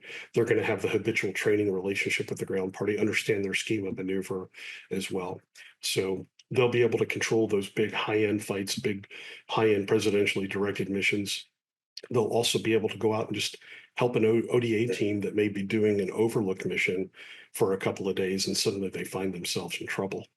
And we don't have another situation like we did in Tonga Tonga, where the guys were basically out there on their own with nobody to help them. Can I ask a little then about the operators of the aeroplane then? So as I understand it, I think, is it the 17th Special Operations Squadron will do the RTU, or the FTU will do the formal training? And is it the Oklahoma Air National Guard that will be? Yes. How does so that's to me as somebody who doesn't know anything about this stuff, that sounds surprising. What's the rationale, and should I be ashamed that I'm surprised by that? No, it's just you're a Brit. you have to understand American politics. That senators and congressmen tend to support programs when they're based in their local area. And when the Oklahoma City unit lost some of their capability, I would say AFSOC and SOCOM were pretty savvy to say, hey, if you'll support us, we'd be glad to base this in your location. And the punchline to that is the MC-12, one of the MC-12 units was based in Oklahoma City for a long time. And as they go away, well, they don't want to lose a flying mission, especially in the Air National Guard. That's a third rail issue. So we said, hey, how about you guys do the RTU? And that's wonderful because you have traditional guardsmen that may not want to deploy quite as much. A lot of them are airline pilots or have other jobs, and they don't want to go away for 90, 120 days all the time. But having that deep flying experience and the ability to teach others how to fly the airplane, there's great value in doing that. So I think you'll see what's interesting is the original program of record was 75. Yeah. There's talks about cutting it down to 50. I don't know if they've officially done that yet or not, but that would be a pretty big hit to the way it was originally envisioned, because 75 really gave you the ability to push it out into each theater and support everybody. But yeah, back at home station, the folks will do their training up in Oklahoma City.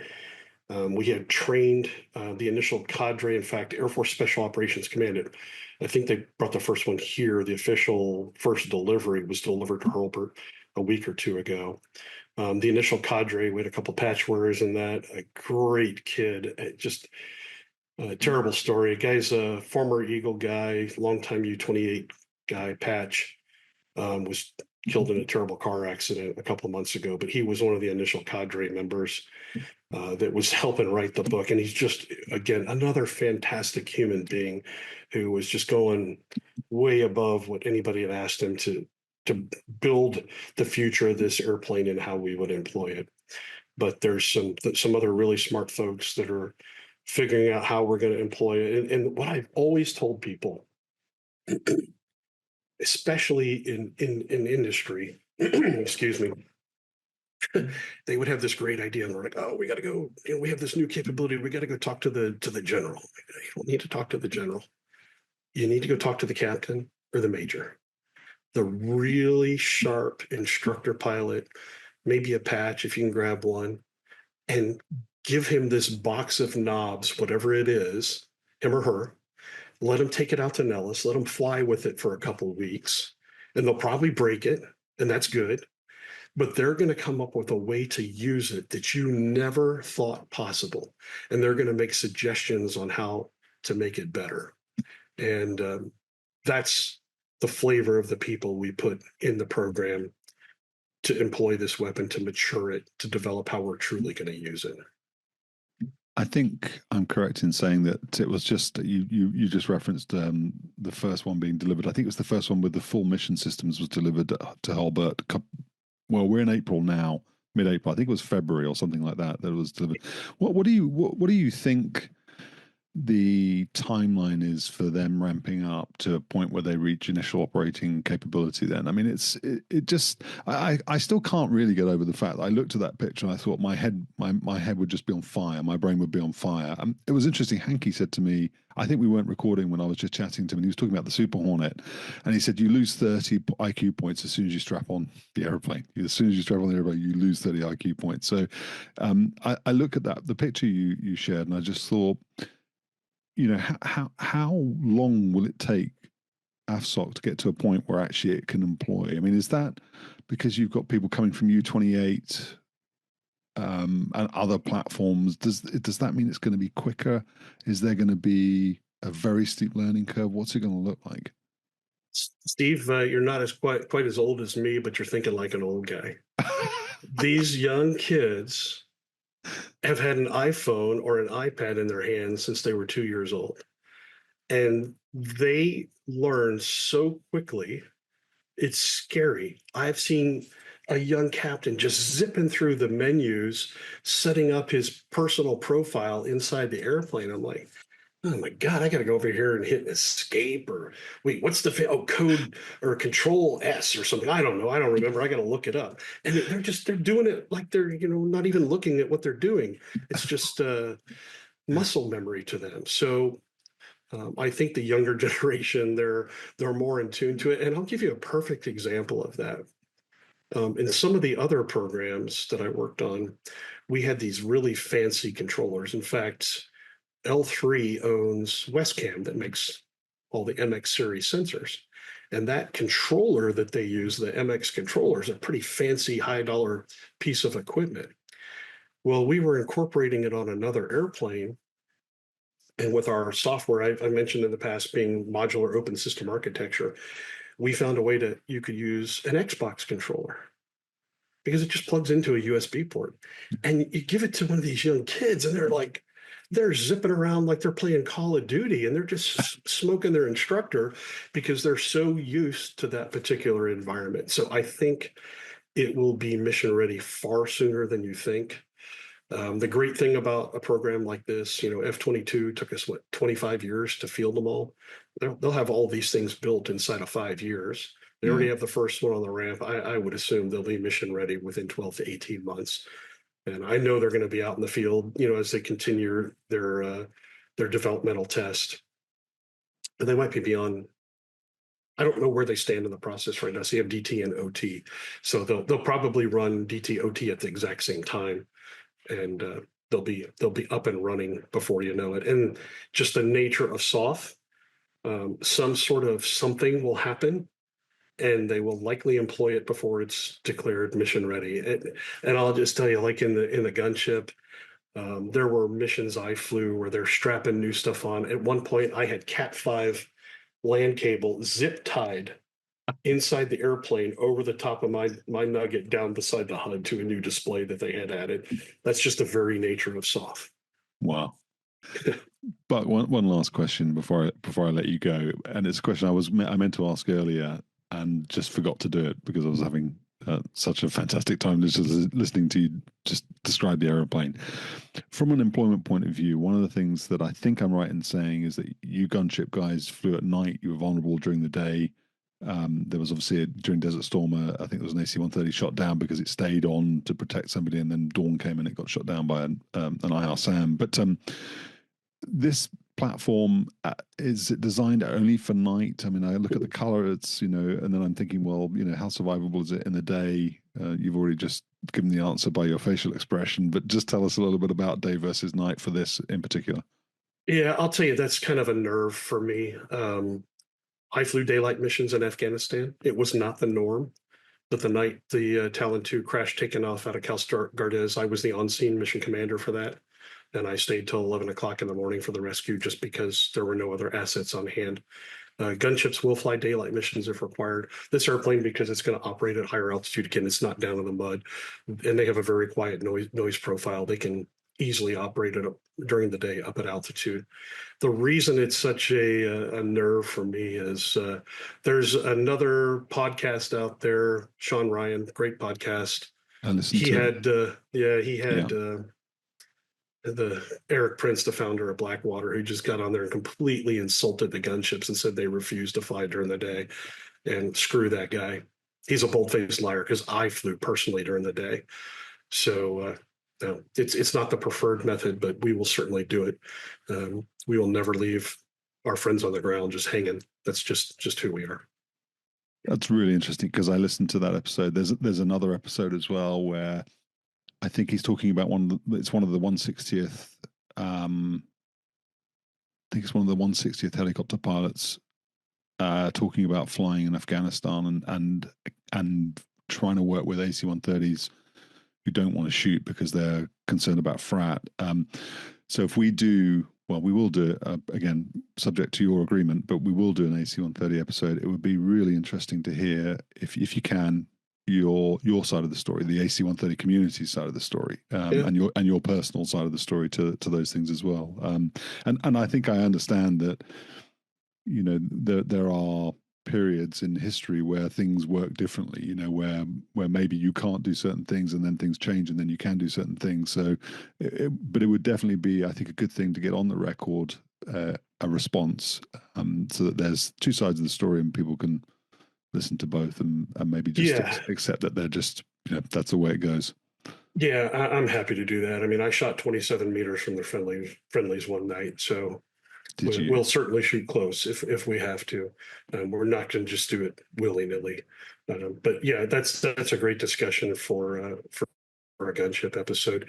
And I alluded to it in the middle, and it's probably completely out. I'll let you record it and you stick it in if you want. But I wanted to tell an RPA story because they're incorporated in this stack, and just the power of what they have been bringing to the battlefield and how they have been in some ways overlooked for so long. A lot of people look down on the RPA community, especially when they started handing out medals. Like, oh, they're not in danger.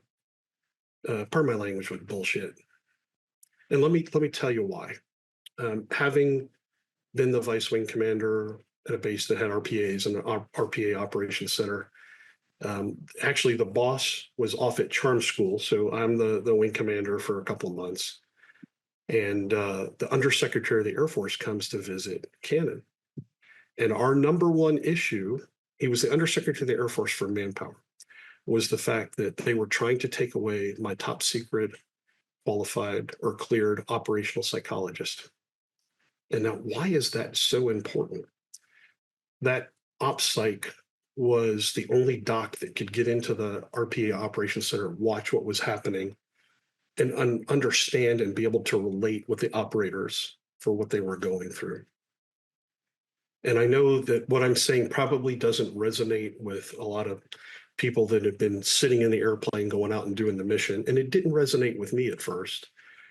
But having seen what happens, it really does. So let me give you the scenario. Anytime I deployed in the gunship or as a task force commander, it took me a while to get home. In the case of the gunship, we flew up to Tbilisi, Georgia. Then we went into Incirlik, spent 2 days waiting for a rotator. We took a rotator back to Baltimore, then commercial air back to Florida. That 4-day period gave me time to decompress from what I had been going through, somehow rectify it in my mind, and then be prepared to reintegrate with my family. And that's a big deal when you do multiple combat sorties. It's a big deal when you kill a lot of people, which we did, and you see it in high definition. But that's not how it works for the RPA community. In the RPA community, it is very common for the operator to get up in the morning. They're probably working 6 days a week, 12-hour shifts. They were for a long time. To have breakfast with his wife and kids. And he might even be able to walk his kid to the bus stop, put his kid on the bus, off they go. He gets in his car and he drives 2 minutes to the op center because he lives on base. That's how close he is. He gets into the GCS, gets turnover, and he sits down and RPAs over the same house that they've been over for 3 weeks, watching the same person. And in an odd sort of way, you develop a relationship. It's a very one-sided relationship with the person that you're watching because you've developed this pattern of life. You know when he goes to pray, when he goes to eat, you know how he is when he's around his wife. You see him with his kids playing in the backyard. And then on this particular day, the phone rings and it says, the voice on the other end says, kill him. Now, he's a bad person. He deserves to die. But at some point, we all have our humanity. You spin up a couple of hellfires and you turn the guy into red mist. You don't stop there. Now you sit and you orbit and you wait to see who comes to pick up the pieces and who they are. You see how his family reacts. You see how his kids react. And then your shift is over. You get in your car, you drive 2 minutes home, you walk into your house, dinner's ready, you sit down at the table, and your little girl looks at you and says, how was your day, Daddy? That is a burden they have to bear. I'm not saying it's as dangerous as being in the front end of a pointy jet dropping bombs over Baghdad, but it takes a toll. And those folks in that community are heroes in my mind, having seen what they go through, and they do it day in and day out. We would do a rotation for 60, 90, sometimes 120 days, come home, and we're back to normal. They're doing it day in, day out for years on end, for a whole career. That takes a definite toll. So sorry I wedged it in the middle of nowhere, but it's a very important thing to talk about to me based on my experience in my career. Did you get to keep these psychological? There was only one. They had They had 12 in the whole Air Force, and they were trying to take away the only one that had a top secret clearance. And yes, Wow. I did. I was successful. Wow. Luckily, because I explained that exact scenario to the Undersecretary of the Air Force, and we happened to be shooting a high value target while he was there. So I called him up at 2 a.m. and said, "Hey, sorry to wake you up. Come on out of the DV quarters. I'm waiting to pick you up." Because he said he wanted to see, put him in the car, drove him to Op Center, and we shot a very bad person, and he could see what it was really like. So yeah, it was very effective, and we kept the OPSEC. Well, I think if this podcast isn't about providing different perspectives and giving people voices that maybe are underrepresented, then what is it about? So thank you. Yep. All Are we right. wrapping up here? We are, I think, yeah. I mean, Okay. this Well, has been a real treat for us. I again, I said it in the middle. I think it's anytime we get something that's new, that's uncharted territory, which this absolutely is, then it's a real privilege. So, Buck, thank you for coming back for a second time, talking to us about Skyraider II. And I'm really excited about getting you on to talk about AC-130 and also CV-22 as well. It sounds like you're not going to be able to say much about CV-22, but we'll see what you can say, and we'll go with the flow. okay. I'll give a disclaimer. I was not a full up mission qualified pilot in the CV-22. I've about 200 hours in it, all with an instructor. I flew it because I was a senior officer, but I did fly it quite a bit. So I'm happy to share those experiences. Okay. But what I do want to do, I always see you sipping on a glass of wine. So my drink of choice, I'm not a bourbon guy. I'm a rum snob. So I have a very wonderful rum. I'm going to pour a little sip here, but I wanted to toast you on the podcast, man. It's just amazing. This long form, I said it before, getting the real story out there. The questions you ask are so insightful. All the guests have just been fantastic. So kudos to you for coming up with the idea. Here's to you, my friend. Thanks, Buck. Cheers. Ironically, I'm just drinking water tonight, but I know. I got a beer downstairs. It's only because I forgot to bring my beer up. So thank you, man. It's great. Yes, sir. And I'm very grateful to you for coming on and making it what it is. It's all about the guests. So if you guys didn't give your time, if you didn't have amazing stories to tell, if you hadn't done exceptional things, I'd have nothing. So thank you. My pleasure. My pleasure. Take care. Cheers, Buck.